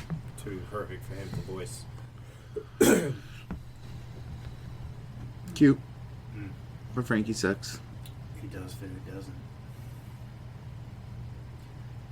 You haven't even read or seen that much of... Well, you haven't read any of Frankie. Nope. And you haven't even gotten to the point that you could actively say you've seen a lot of him either. Because you've seen some Endless Lobby, but you haven't And seen I've seen most of Sabody too. Well, Frankie doesn't play a big role in Sabody anyway, so... He's there. He's there. And I played Get the fuck out of here. One Piece Pirate Warriors 1, 2, and like 4. Frankie, radical right! Just punch someone, bro. Super. No, Frankie's awesome. They're all awesome. To be fair, that opinion is just me in general. Especially for like a punch. You don't gotta name your punches. Well, then you must have a serious problem with Luffy. I do. I was gonna say it too. I really do. If there's any character in all of the shonen and anime that doesn't need named attacks, it's Luffy. Just do the thing with your body, bro. Yeah, I guess. That's just the industry. And it started in a time when it was especially popular. Harry Daddy does it. Except Yuji. Yuji just punches. Yuji does just punch. Other than Black Flash, but he's just like, a Black Flash, a Black Flash, a Black Flash. Yeah, it only really like says it in his mind for like the audience's sake. Yeah, he ain't saying it out loud. But at the same time, is he actually saying it? Because in the anime, he says it. But there's no speech bubbles on it in the manga. So it's like, it could just be... It's just like black text sometimes with no bubble. Black Flash. Narrator saying it for him. Yeah, you should read more One Piece. Someday. You need to figure out your life. So you need to. In the sense My priorities are already set perfectly fine. In the sense that, no, not in not saying that One Piece needs to be high priority. In the sense that you did all you reading today, didn't you? I sure did, all of it. Because they used to I remember. Well, do you just not read at work anymore? No, that's exactly what it is. I play Magic at work. I'm sad that you got back into Magic then. Because, you were going ham. You were Well, if it wasn't Magic, it would have been Snap. Yeah, true. Magic took the crown from Snap. Because you were going ham at, reading Tower of God. And Blue Lock. And Blue Lock. Both of those were at work. Yeah, and, all these other things. You always had something extra you were reading. Excuse me. Now I'm behind on everything. Oh, before you leave, I'll try and remember, but upstairs, I closed Mad on my tabs because I was just getting tired of, seeing that number. I don't know, I just don't it's just so unorganized that if I go to open a tab and, or something, I'm like, oh, I have 108 tabs open. It irks me. So now I'm down to, I got down to, low 50s or maybe high 40s, right? Now I'm back up to 65 again, and I'm fucking pissed. But what I did is, one night, I was like, fuck it. So I grabbed a piece of paper.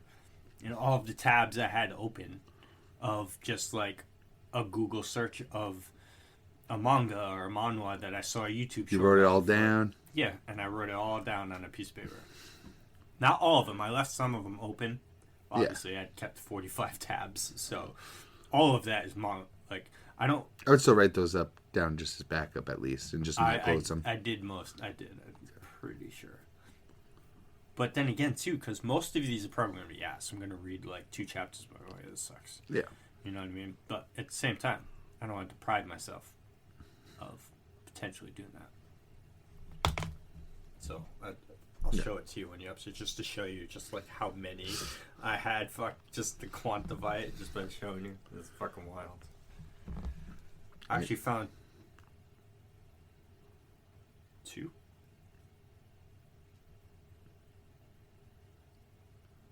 Yeah, two new manhwas, but I don't think I'll read them, especially because I read the comments. It's this video covers chapters 1 through 90. I was like, oh my god. Because I watch a lot of manga recaps now on YouTube, or manhwa recaps. They're that's the perfect videos for me, dude. They're 2.5 to 3 hour videos. So I'm like, yes, please. Story to listen to. One of them had a pretty cool concept that kind of copies another anime, but I liked the character's approach to things at the beginning, but then I don't know, I got tired of the character though. So I don't know the premise. I don't know if it's supposed to be an isekai or not, because it's it starts off by saying he wakes up in it could just be the narrator's choice of words. Yeah. But because he never acts in any, in isekais, they always mention at some point, oh, my past life, or I don't know who this person is because I'm new to this body. He never does that. Anytime he talks to somebody, it's oh, yes, the person I work with. But it's the first time we or he is seeing them, so it's I don't know. So it's probably not. So it starts, he wakes up, and he sees, there's, writing all over the walls, which looks like it's written, to him, looks like it's written in blood, which most likely is. But as soon as he looks at it, it, just fades away and disappears. You're oh, shit. The fuck? He's even like, what the fuck was that? He's so confused. And this fucking smoke show of a girl walks through the door, calling him husband and talking to him about breakfast is ready, this, that, and the other. And then he acknowledges her existence, that she's there. And he's like, oh, hey, blah, blah, blah. And she's like, you can see me. And he's like, yeah, what's up? And she turns into a monster and eats him. And then he wakes up again. And the same writings on the wall, and he can't read it. Then he talks to the wife again, and she does the same thing. So it goes through this huge cycle. It takes him like 20 times. So he's just like, any kind of interaction with this girl, she kills him and eats him. So he finally gets out of the room, and he's around, and then he's on his phone, and then he scrolls, and then she's on his phone. Like, so she's trying to scare him. Like, he'll pour a teacup, and then suddenly the spout of the tea will turn into her. So she's like a spirit or whatever. Weird. Just basically trying to get this dude to acknowledge her presence so that she can then eat him. And he finally gets out of the house and he sees the whole world's like this. The sky's crazy. And it's just his daily adventures of just, as long as he doesn't interact or say that he can see anybody, he's alright. So it turns him colder as a person. But then it's like, which I was fine with. I was like, this is pretty cool. Yeah. How he's doing this, and he's trying to discover things, and he finds out, okay, it's not just this one person in my house, it's multiple people, and he's going through this thing. But then he meets somebody at his work that is at least aware of spiritual, like, mumbo jumbo. Yeah. But he can't see spirits all the time. They get, like, transported into, like the ghost world, or wherever they're trapped in a hospital and some ghost is hunting them down. And this dude's like aware of information, but the main character, you would think in this situation, you would divulge certain information to him to learn because you have no idea what's going on. Yeah, try to get something. No, he doesn't do that with anybody. This is the problem with manhwas, is the self-insert goes hard. And all of the fucking main characters have to be... There's, like, no in between. They're either fucking idiots or, like, downright just wimps or borderline douchebags. And this guy is close to the borderline douchebag. He's manipulative of people. And, like, good guys, like, other fellow people that are going through struggles of hunting these things, finds an organization that, like, is in charge of, like, going after and killing these things. The Shonen Squad. But instead, he just takes advantage of all of them for his own good. And I'm like, I hate that in a main character. Yeah. You know what I mean? I don't mind a main character not being the White Knight, but I hate when he's malicious. super maliciously edgy for the sake of the edge. Yeah. You know what I mean? So I watched the whole video and I listened to it, and there were some good plot stories through it, but the main character himself is just starting to piss me off, so I think I'll just leave it at that. It would be some sort of like totalitarian dictator of publishing. Bring us back to a world where people can't just upload their stories online and get popular. Or, bring the hammer of justice down upon these stupid names. Yeah. Because all of these have bad names. That's just a part of the bigger problem of just random ass people writing stories and them getting popular. Yeah. I don't mind if people put their stories out there, but God, why are we so inundated with this garbage? Then I watched another one. This is actually pretty cool. It's fun. Because it is an Isekai. The dude gets transported to another world as the hero, right? But we'll talk about that immediately. Because it starts with the Demon Queen, and she's conquering the world. And she conquers the whole planet. She rules, she's conquered everything, but there's a myth. The last priest dude she goes to take out says that there's a prophecy that the hero will come and kill her. And when he pulls that sword out, the sword's right there in the castle, that's when your days are numbered type thing. So she's like, alright, bet. I'll just wait here until he comes and we'll fight. Then it's like 15 years later, the world's actually a pretty cool place now under her rule.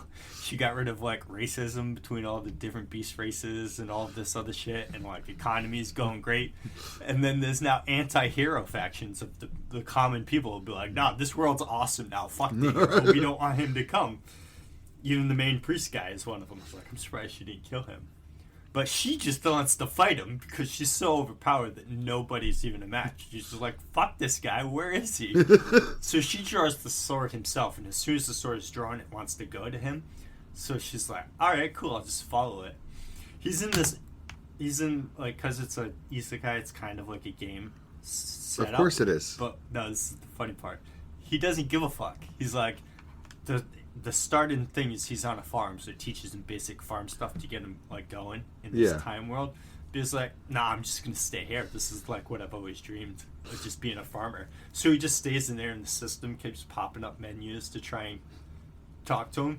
But then the system gets pissed at him because he's ignoring it, and he keeps saying no. And they're like, please go, kill the queen. And he's like, nah, I'm good. So the system gave up and stopped. So you never see the system ever again. It's like, all right, fuck you, I'm out. So he's just a farmer. But the problem is the hero's an idiot and the queen is also an idiot. They go to fight each other, but he thinks he's weak as fuck, but he's super strong. And she thinks that he's super smart and like menacingly, but he's just an idiot. So everything he says, she thinks that he's manipulating her. Yeah. So he's like, she goes to fight him. He's in the air to fight him, right? She's up there and he's like, oh fuck, she's gonna kill me. Damn, I knew this day would come. I've been avoiding it for 15 years. Opens his little cottage, goes inside, go lay down in his bed, starts crying that he's gonna get defeated. But he made a robot to keep himself, a robot dog. It's this cute little robot dog. But because he's so overpowered, everything he makes is like on a legendary status. So the robot fights the queen and almost kills her. So she thinks it's like, oh, he thinks I'm not worthy to fight. So everything he does, she thinks that he's just like, you're pathetic. You're not even worth my time. My dog is that. And it's just them. Then she just decides to live with him because his food's delicious. And everything she eats, it levels her up. But then everything he does, he's just perfect at. And he thinks he sucks at it. And they're idiots, both of them. And they're in a time zone. So they're there for a year, but it's like 1,000 years in the world. And now it's their misadventures of two idiots. And it's just the banter is funny. The stories that they get themselves into is just... He plays a card game with two people he saves that stumble into his area. All he wants to do is play cards. So he brings out a deck of cards. There's no deck of cards, so he had to make the cards at some point in his travels, right?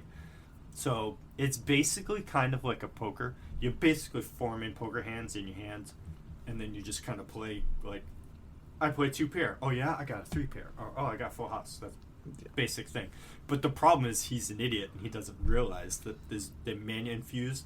So every time they try to play it, it's like sucking their life force out. And there's these uber demons that come out and fight above him, but he's not paying attention. He can't see them above him. And it's just like these two people. And then he gives them the cards, and they think he's the same way. It's like, oh, here, take this. Be strong. Prove yourself to me. And he's just like a genuinely good guy. He wants to give people his food, wants to help people out, and they're all like, this guy. It was a fun time. No idea what the fuck it's called. I took a screenshot of it because it's got a sentence and a half. Of course title. It does. But no, it was a fun time. I'm not finished with it. I still got like a half hour, 45 minutes left of this video. I think I may never read or watch an isekai again. It just irks me so much. It gets worse every time. And there's good ones and there's bad ones. I'm just done because then the things everyone else has ruined is still there, even in the good ones, done better. But I'm still like, it's another RPG mechanic. Why is this RPG mechanic in a fantasy setting? ReZero doesn't have any RPG stuff. No. There's no leveling up in ReZero. Thank God. So there you go. ReZero can be the one isekai you finish. That's the thing with ReZero too, is it has things to say. I can't remember the exact quote, but someone said all and I agree, all good art should tell you something about the human condition.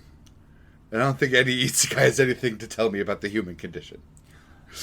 See, I don't subscribe to that criticism. I don't think that, especially in the form of an anime, needs to tell you some kind of profound message to Does that be profound? Or just even a message. Like, what's the message of JJK? What it means to die well? It's dumb. It doesn't have to be profound. What's the message of Sword Art Online? Bros before hoes. He's down bad. Fucking, what's his name? Yuji? Is it Yuji? What's his name? The blonde guy. Oh, God. No, that's the station. Not Eugene. It was something like that. Yeah, I think an E name, but I could be wrong. No. But agreed. But I don't think it has to be profound. But I think if you just go out, and there's a world for popcorn entertainment. I'm gonna sit here being like, ho ho ho ho ho ho ho. Daredevil season 1 was actually this deep, meaningful thing. That's why I watched it. No, I watched it because Matt Murdock beat the guys up really cool. Did you see the trailer for the new one? No, I didn't. I saw like little bits and pieces of it. It does look pretty good. It does. Like, I'm gonna watch it. But at the very least, I want someone to go out there with like something to say beyond, what if this show was like this instead? There's a lot. What if Overlord, but that's a woman? What if the woman from this one that was based on Overlord actually does this instead? Oh, what if that person's woman, instead of doing that, did this? What if we did this whole anime, but the guy had his cell phone? Exactly. I'm just so tired of it. It's very clear they don't have a story to tell. And for someone like you who has limited time to watch shows, you want to watch the shows that are going to be worth watching. You don't want to just watch... Yeah, I don't have time for brain rot. Popcorn. Yeah. Except at work. If I had streaming services at work, it'd be different. But even then, I'm going to go through all the ones that actually have some weight to me. Again, I wouldn't outlaw it, but it's just very clear these people that are writing it have nothing to say beyond... Ha ha ha ha, let me switch this out.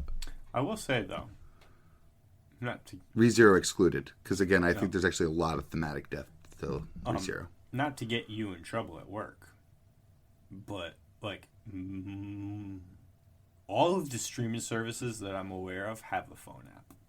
Oh, yeah. I had one for a while. There's some of them still had, like, protections where, like, I'll log in on my phone and now I gotta log back in when I get home on the TV because it's, like, another device signed in. Because I know... Well, at least Crunchyroll has... You can use the web browser on Crunchyroll. And that's the one I don't know if it has an app. It's actually a toss-up.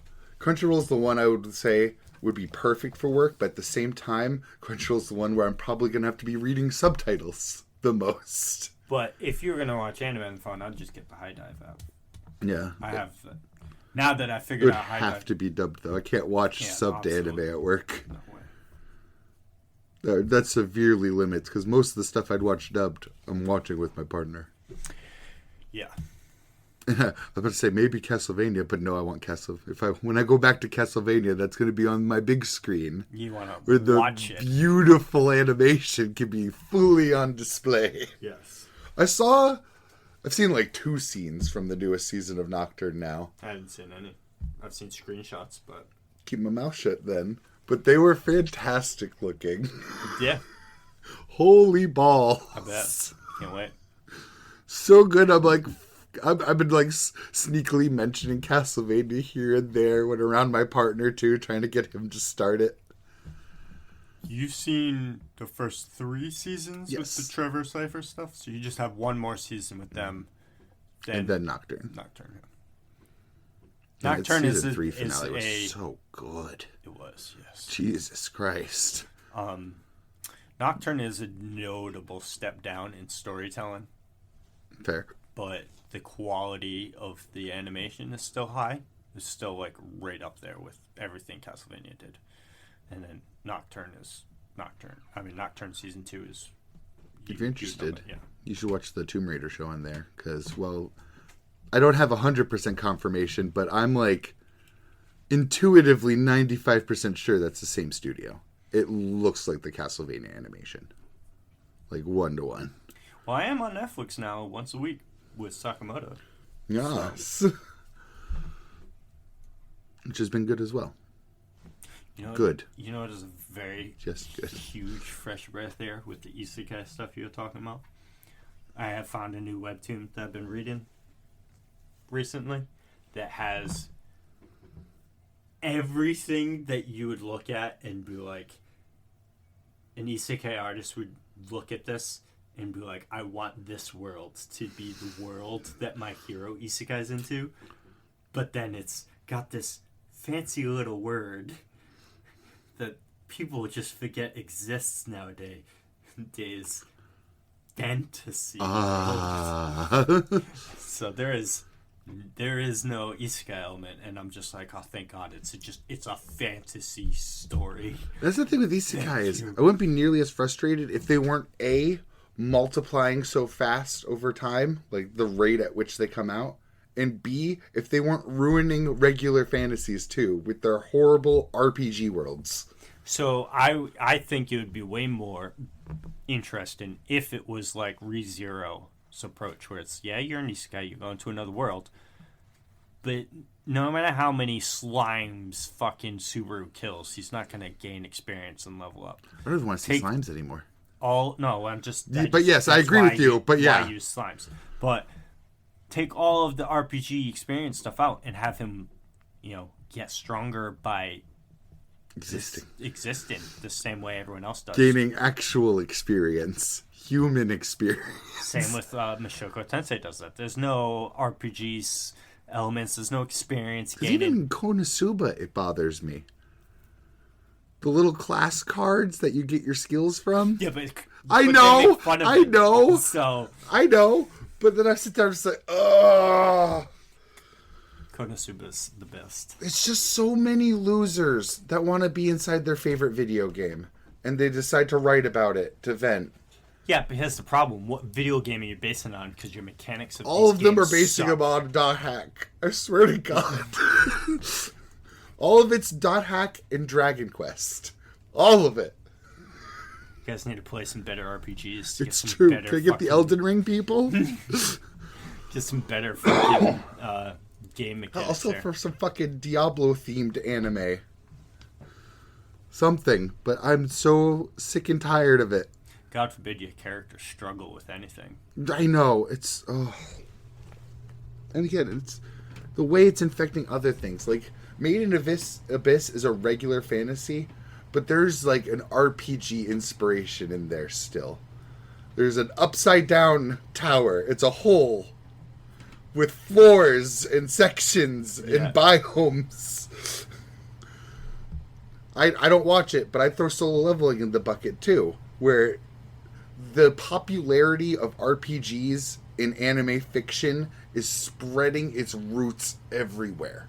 I thought you were trying to say that solo leveling was like Made in Abyss. I was like, bro, the name is solo leveling. Yeah. Everything he does is about character. All he cares about is gaining experience points. That's it. That's all Jinwoo gets.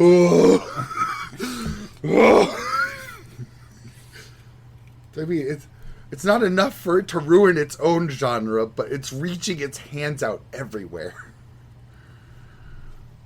Sucks. Because solo leveling is really good, and this week's episode is gonna be a fire.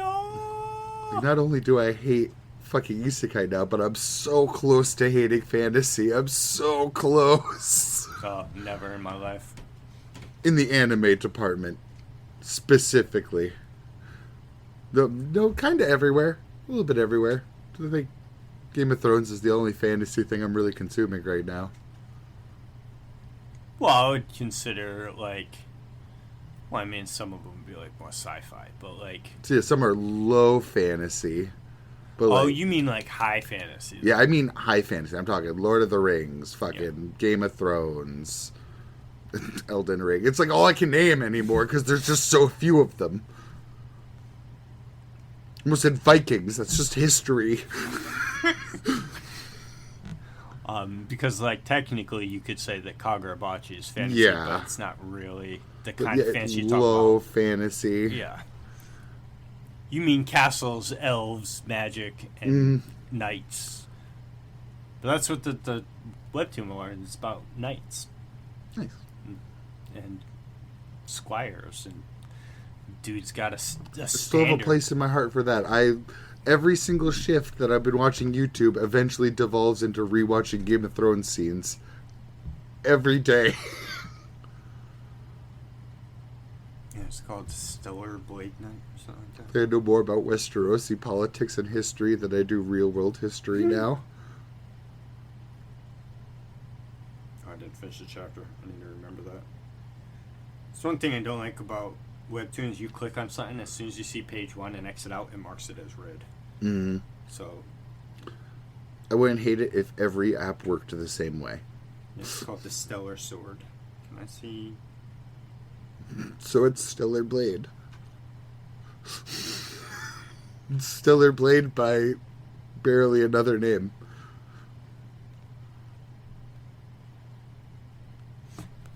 The artwork's pretty dope too. It is nice. Yes. It's something I'll give to manhwas at least. Most of these other hacks are just writing light novels. At least these guys have to have artistic talent. Alright, so caveat with that. Oh no. Not for this one, not for that Okay. one. But, so the problem is, one, I will say, because they do release these chapters weekly. And it feels like you're reading a manhwa chapter, and most of the time it feels like a manhwa chapter is longer. But then you gotta remember, you're scrolling, one long scroll down is the manhwa chapter, but it's only one picture at a time. You read manga, it's like you got 8 pictures on a page. So if you arranged all that in one long thing, maybe it would be the same length or whatever. But it's also colored in, and it's a lot more detailed. Yeah, at least they're than manga. drawing it. Yeah, so I'm like, how do they do this weekly? Is the Korean manhwa space even more abusive than the Japanese manga side? But what I was trying to really get at is 80% of the entire manhwa sphere looks exactly the same as each other. Yeah, it has like one distinct style that everyone runs with. Yeah, especially for main characters. Yeah. You know, the Kirito face, there's the manhwa face. Oh, yeah. I think it's called the Jinwoo face, to be honest with you. Probably. Because I would be surprised if they just still call it the Kirito face. Because everyone looks like, kind of like Jinwoo. I'm going to see. The Jinwoo face in manhwas. Let's see if that pops up with anything.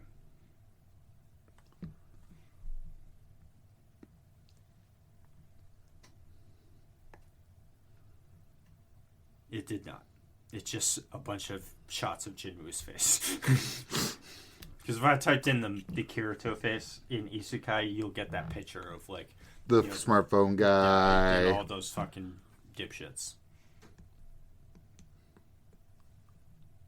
Pro tags look the same. Let's try that. Okay, yeah, here you go. Because it's like the standard. Because the Kirito face is supposed to be the standard Japanese boy type thing. This is what most Japanese people are supposed to look like. Well, this is the Korean standard. All of these characters are different people. It's almost worse than the Kirito ones. Yeah. They have like the same brow even. Mm. So it's like you go through and it's like, oh hey, the Kirito face picture. Hey.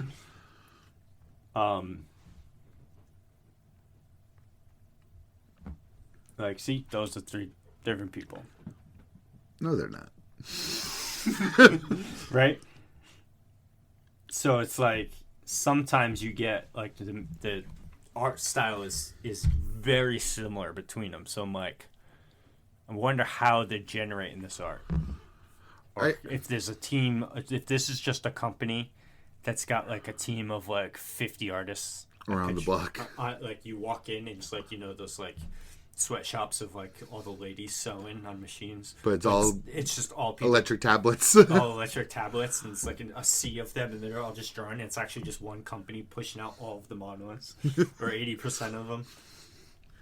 Just imagine them swiping to the person to the right. That person does eye detailing. Swipe to the right. That person does eyebrows. And then the next person does hair. And yeah. So a lot of them do look similar most of the time. So. And with that, with the webtoons and the main problem with the light novels, it already paints a bad picture, in my opinion, of democratization of art. Letting more people have a voice on the stage of art as a way to describe what I'm saying. This is only going to get so much worse as AI gets better. Because now even less talented people have to type in one sentence of their kooky idea and get their garbage. Yeah. And that's what it's going to be. Because what's more fitting to make kooky garbage than having prompts? You can literally type in villainous anime, but villainous is fat. Make sure title is 15 words minimum. Fucking that genre blew up. Like, Villainous? I know. It has its own anime every season alongside the regular isekai every season. Because I remember when that first one came up. I don't even remember which one. The first one I saw. Either. And I was like, that's kind of an interesting concept. I got like 8 different sentence-long titles scrambling together in my brain. Yeah. One of the villainous ones. So I watched it, but I'm not the target audience because it's the target audience is women. Oh, no, I was going to say a horrible word. Because it's reverse harems. It's a girl that's chasing 6 dudes. So I'm like, I can't root for this. Is that still truly for women, or is that going to be for men who want to be the one dude? True. Villainous animes aren't for women. It has a hot, morally evil woman vying for male attention. That is for male eyes.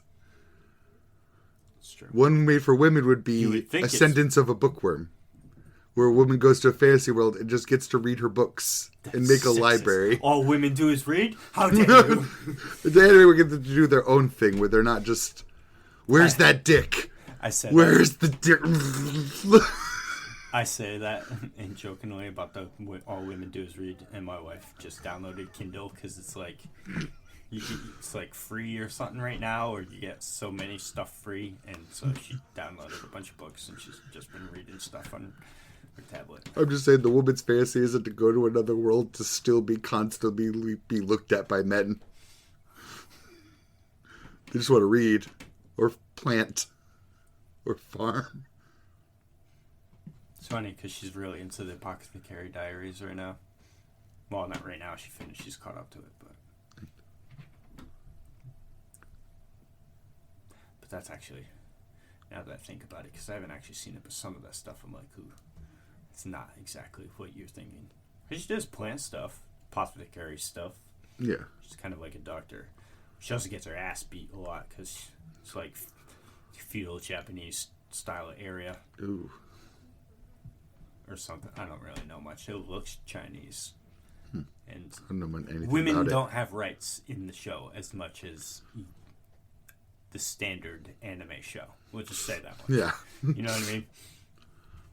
But I don't know, because you're right, though, because there's still a lot of garbage light novels out there that can get animes. That's my problem isn't even that they exist, it's that they're platformed so much.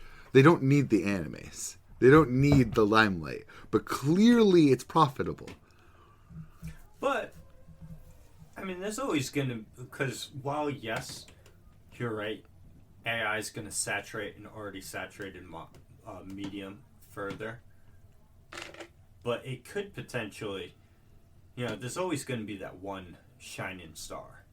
The one diamond in the rough. You know what the saddest thing is? This is going to be mean of me to say. But I feel like that one diamond in the rough will be more... Because the AI did a good job than this person who prompted it. Maybe. I don't have faith in people that are unwilling to put effort into their idea to have a good idea. Okay, but what about someone that's a very good writer but sucks at drawing and doesn't want to split something? They can make a light novel. True, but what if they don't want to make it a light novel? Like, if I had a choice, I would make a manga, not a fucking novel. I'd make what I could do. True, but if the option is there, it's like, hey, I can draw for you. Because the manga story is totally different than a light novel story. Yeah. You know what I mean? Because a lot of what you're telling is visually. Whereas in a novel format, you have to describe everything. So it's also a different style of writing as well. I just think if your idea was good enough and you're passionate enough about it, you'd be willing to take some steps to make it a reality. True. But at the same time, see, I'm not one of the people that's opposed to use of AI. As long as... I think it has uses. I just don't... It's not that I'm opposed to the use of it. I just don't see a value of having talentless people flood the market with bad ideas. People get fucking furious with AI. Like, if there's an AI-generated image... Yeah, people go nutto. And I'm like, dude, I don't give a fuck. Context matters for me. If it could just be fan if it's a random image, I don't care. If it's a random image from a machine that has been training off a specific artist's stuff, I would understand that artist being angry. Yeah, so if, say, Picasso was alive today and he's painting stuff, and then there's an AI artist, an AI machine that's... Who's now pumping out portraits in the style of Mona Lisa. Well, Picasso didn't do that. But... Sorry, I'm an idiot. Good day, I gotta go watch some Isekai. I deserve it. Midnight Jury. I'm an idiot too, damn it. But yes. Then... Yeah, there's context in which I agree that it's bad, but I'm not shoot on sight, if that makes sense. Oh, there's a lot of shoot on sight. There is. I don't know, fucking Marvel Rivals, whoever, Sue Storm, whoever, take your pick of a character, AI generated image, because AI kind of has its own style. Caveats, yeah. Kind of like the same way you can tell a cheap flipped games engine by how it looks. Like I could tell like what engine Black Desert's using because it's just using like the basest assets of Unreal 4 or 3, whichever one it is, you know what I mean? I could tell an Unreal 4 game when it's that plain. Yeah. So, say someone posts that, and there's a comment section on like Facebook or a Reddit group or something, and the group that they shared it to is not specifically an AI group. The comments are all about, get this AI trash out of here. Fuck you for posting AI. And I'm like, bro, the picture looks awesome. Yeah. I don't give a fuck if an AI made it, because someone still had to put in, because like I've tried it. Again, that was just different AI. There's a lot of them. There's a lot of them. I had one once just to try it. So like, okay, let's see what we can do. It's like, you gotta shift through some shit. You can't just put in some words and pump out a good image, because you get one, you gotta kind of edit your text to get it to go. But then there's always something fucked up, and people could go in there and edit the After Effects. So there is some minuscule amount of work that can go into AI. But even if there's not, even if they typed in fucking AI image of Marvel Rivals so-and-so versus Overwatch so-and-so, and it's just them standing looking at each other, be like, damn, that actually looks fucking fire. I'm gonna admit, that looks fucking fire. Yeah. A computer did it. Cool. That's awesome that we have the technology that a computer made that. Absolutely. So, I'm also not opposed to someone using AI as a tool, but then I am opposed to people using AIs to write essays for school. I'm also opposed to people using AIs to write. I have a different standard for images, because that's just like, I could just scroll in and it's like, yes, pretty picture. Yeah, it's luscious booty. Using the AI to write, or to write an essay or to write a novel, robs you of learning. learning, exploring your own idea. Because how many times, like, how many ideas across the, like, 4-5 Game of Thrones books did George R. R. Martin come up in the writing process? So, like, I actually, super convenient, I saw this today. It was an, have you ever heard of the book series Mistborn or something like that? No? So he's an author. He's written, I guess it's a multi-series, it's a series, he's got multiple books, and I think it's called Mistborn. I don't know. I heard him say that, and I feel like I heard the name before or whatever. But anyway, so he was giving a lecture somewhere, and he was talking about novelists. And he says, as a new novelist, your job is not to try and get your first novel published immediately. It's to just keep writing novels. You want to get 4, 5, 6, 7 novels in before you then start looking to publish one. Because he's like, there are certain novelists that got their first book published. Harry Potter, that was her first book she wrote, and it got published right away. And he said another big name person. And then he's like, and then he says, I've known some other people that got like early novels, like their second or third one published, and they said they all wish they wrote more books before that, because once you get something published, you got to worry about deadlines, and you got to worry about expectations and struggles. And he's like, you write 4, 5, 6 novels, you learn your expectations, your workflow. You know how much you do to meet with deadlines. You know how to even set the deadlines, because you do have some say over deadlines. You give them an idea of how fast you can write. Perfect example, because you now learn how fast you write. What's the author's name? Stephen King. Him and George Martin were talking on the panel. And one of the last questions George asked Stephen King is, how do you write so fucking fast? He says. And he says he tries to write, Stephen King said something like, when he sits down to write in a write-in session, he tries to get a page every time. Or I think he said a page or a chapter. I feel like a page, because a chapter in just one sitting is kind of redonkulous. Yeah, depending on sizes, but yeah. But either way, whatever it was, if it was a whole page or a chapter or whatever, it blew George's mind. He's like, how the fuck? Like, I bet it did. Sure bet it did. I don't think George is writing a page a day. No, he's probably writing a sentence. Yeah. Because he's like, you ever get a sentence that just fucking stops you? And he's, so it's 2 different writers there. And they had to go through their process to learn what their process was. So for a writer to use AI, it robs you of learning your process and then learning from mistakes and learn how to improve those. And developing what you have. Because again, it's going to spit out a whole bunch of shit. And now it's, instead of developing it naturally, you're peering through and editing. And then, if that. Even more so for someone writing an essay for fucking college.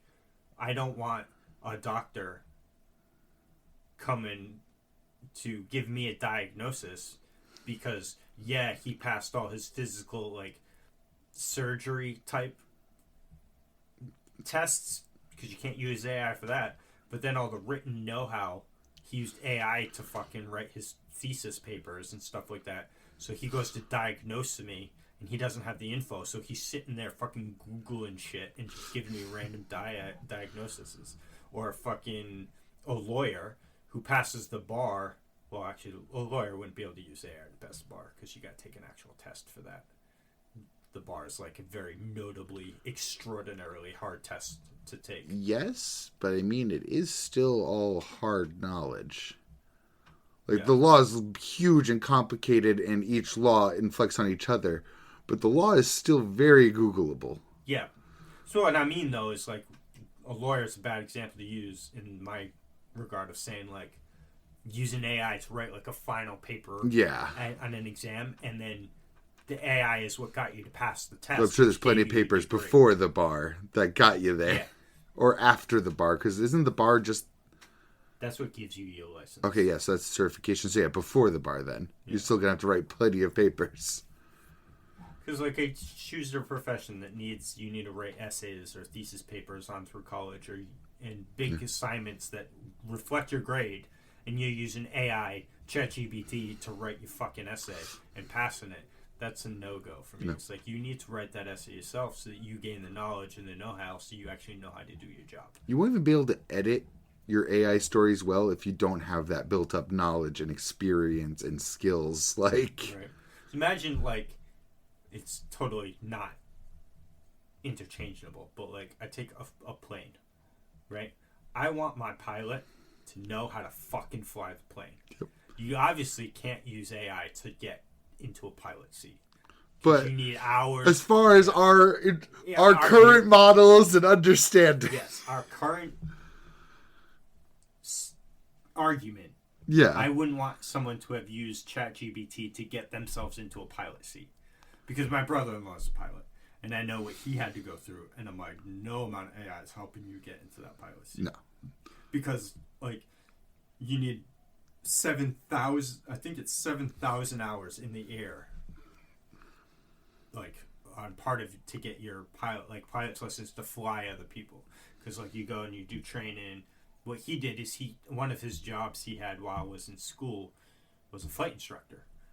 But in one of those, like, small Cessna planes where it's, like, 2-passenger plane. Yeah. And so he had needed, like, to get that job, he needed far less hours. You only need like 3,000. He's like slowly laddering his way up. Yeah. So, but then every time he took a course, right? So he was sitting in the passenger seat, and his student was in the driver's seat. Any time in the air counted toward his hours towards the thing, so he could get there faster. But he's teaching. He's not just he's actively watching. He doesn't want to die. Actively interacting, learning how to fly. You know what I mean? I want someone. Plus, if they fail, if they're completely inept and fail, it's on him to take control. Yeah. Because I'm assuming it's one of those planes where like there's a second set of steering in the back. Yeah. Well, if they're sitting there. So it's not like he could just. Yeah, he's not sitting there taking a nap while this. You know what I mean? Well, he careens through the sky. Yeah. So I would want people in any profession to take the same level of expertise as a pilot would have to do to get into the pilot seat, or a doctor would do. Because I don't think AI would get a doctor to be a brain surgeon, to be in the brain surgery room. You know what I mean? I don't think AI is helping you get in there. But in any field, I think that's. I think the same should a reasonable argument to make. I think the same should be true of creative fields.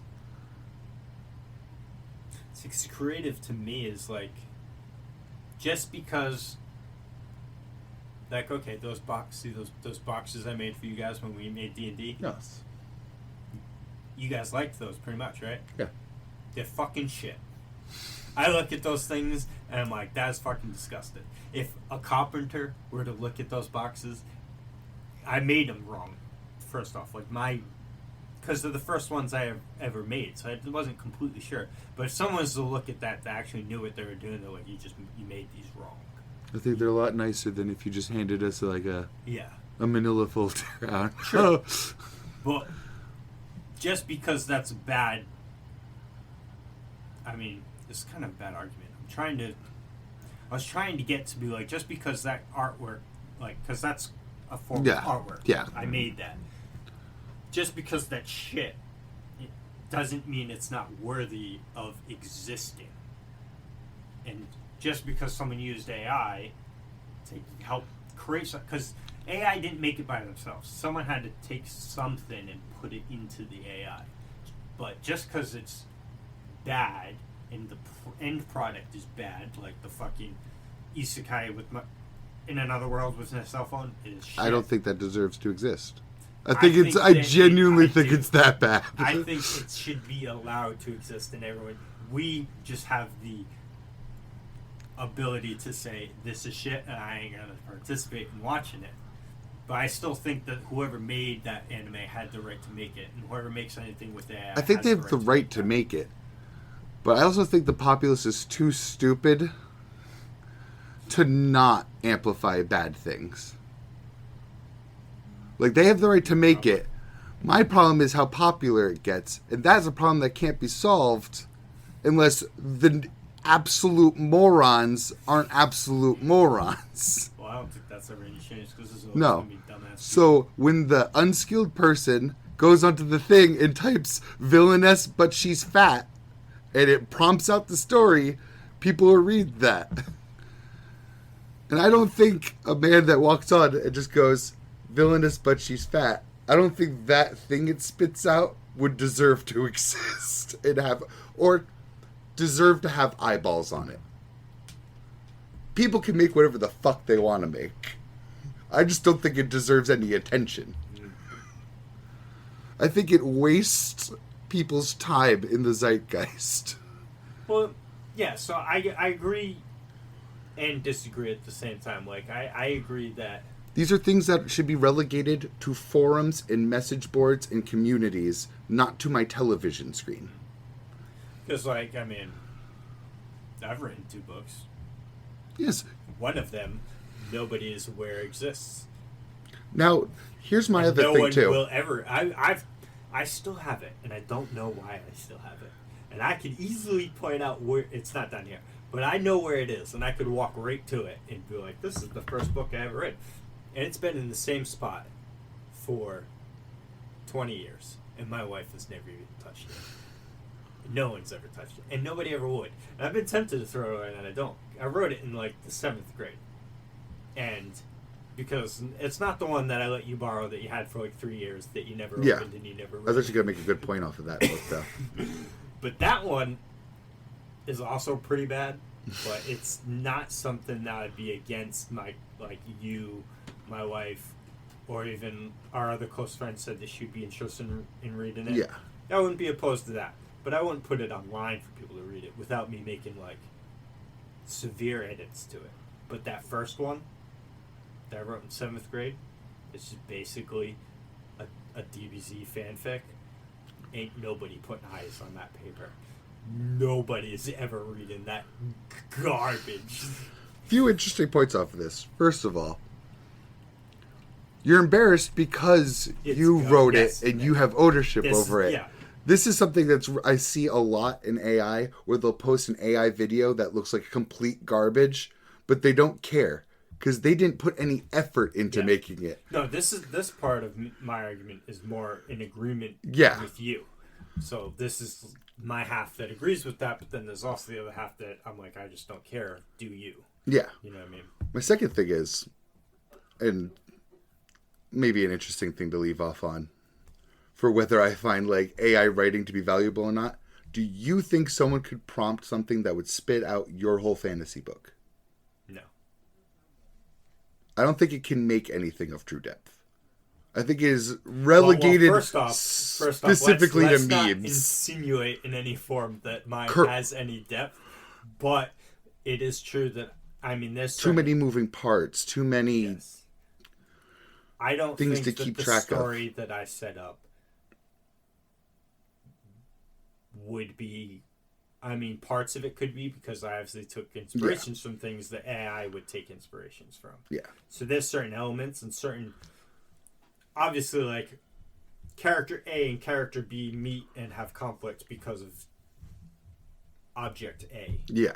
That situation could happen, but the character names would be different, how they got their context would be different. But, like, you know, there's certain situations that are very common that obviously it would do. Yeah. But, like, as a whole story, no. No way. I almost feel like the time it would take to, like, slowly try to do it piece by piece would almost be just as much time as it would take to actually just fucking write the goddamn thing. Yeah. Also, another random thought that came into my mind. I actually worry for when AI does get better and can write longer, more eloquent things and keep track of stuff more. Because then we're probably just going to keep getting the same fucking story. Probably. It's trained on other people's stuff. It's going to find an optimal way to write your story of ninja falls in love with mermaid from Atlantis.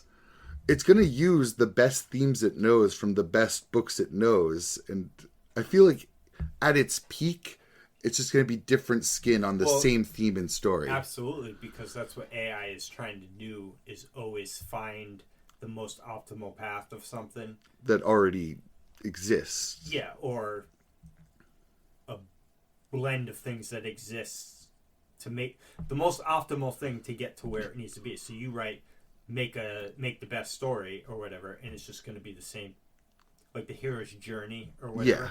It's going to be the same formula, like you're saying, for everything, and it's just going to be the same thing, just with different characters. Just with a mermaid and a ninja here, and 2 samurais over there, and I just worry about that. I just want to keep it away from writing. Again, I don't mind for pictures, because I think for the most part, visual art pictures, not movies, because I've seen AI movies. The budding starts of AI movies, and it's horrific. Would it? No, I don't think. And video games. The AI movie, the one AI movie that people saw that's in the castle or whatever. Was it the rock paper scissors one? Yeah, that's fucking. That one's the best out of what. But it's leagues ahead. Let me say. It's so good because it's so bad. Yes. In antiquity, so that's.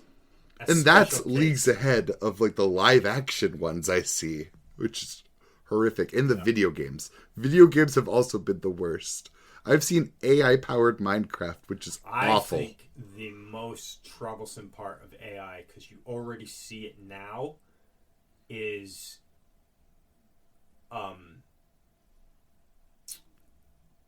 people getting voice simulators and just typing out a sentence and then putting it out there.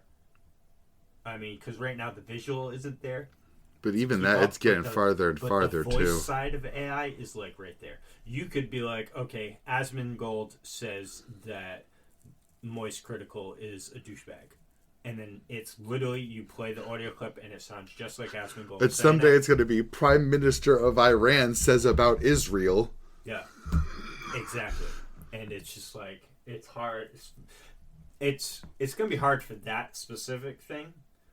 Maybe not. It depends on how much the public speaking they do. But like someone like, because I see AI a lot of Joe Rogan, because I mean that has more of a platform. Well, more of a backlog of just audio of his voice. And it's all in the same set too. It's not like it's a whole bunch of different variables. It's guys sitting on same side of room every time, looking relatively the same every time. Speaking in the same like tones, voice, distance, same volume level and stuff. But then at the same time, it's 2,000 something episodes. So you got his whole. That's every word and nuance. Spectrum of his voice that a computer can search through in a minute or a second and just be like, "Yeah, I got this." You know what I mean? Probably fucking perfect. And you gotta think too, Trump's done a lot of fucking shit too. He's very vocal. He does a lot of media things. It's just more and more too. His voice is already like so many people doing like impressions. Really good ones too. So people could really pull that shit off. Yeah. So it's pretty. You know, what if someone does AI? I mean, I would like to think if someone did some AI of Trump and talking shit about Putin and sends it to Putin, Putin's gonna be like, "No, my boy." I had to. It was like the perfect pitch. Okay. No, I don't care about Zelensky and sends it to Putin because they're not voting or whatever. He's not going to be like, I'll take the quick shot. I don't think that Zelensky would say this. They'd probably do some reconvene with each other. Yeah. Though I do worry when my example comes up when it's like Iran and Israel. I'm not sure if they really will confirm with each other. They'll probably confirm with other people they're allied with, whether or not. Yeah. Hey, U.S., can you call Iran for us? Did they send us this message? Can you just check if it's true? I don't think it is. Can you just check for us? Can you just do it? I can't. I'm so busy. I love how I started this with just being like, yeah, I saw 2 videos of manhwas, and then we just got in this huge topic. I'm like, garbage! All of it's garbage! And we just skipped over all of the manga. We talked about Kagurabachi, and that's it. That works. Yeah, so next week we'll just have a bunch of extra... Next week will be the Fuck Chainsaw Man episode. Yeah. Yeah, we'll get there. Fucking Denji acting like a fucking dog again. Dude has no character development. I'm actually excited to talk about this episode, but this chapter, but we'll get there. Yeah, we'll double up next week. But anyway, that's been the Dukes of Weedom. Dukes guys. of Weebdom. We'll double up on some mangas next week. And yeah, we'll see you then. Take care now. Practice writing. Yes. But then keep it deep, dark, hidden away in some bookshelf that no one ever sees because you know that you actually suck at writing like I do and you're too embarrassed to show it. But then maybe someday you'll get the confidence to share it to the world and you'll be great. I trust you. I love you. Bye.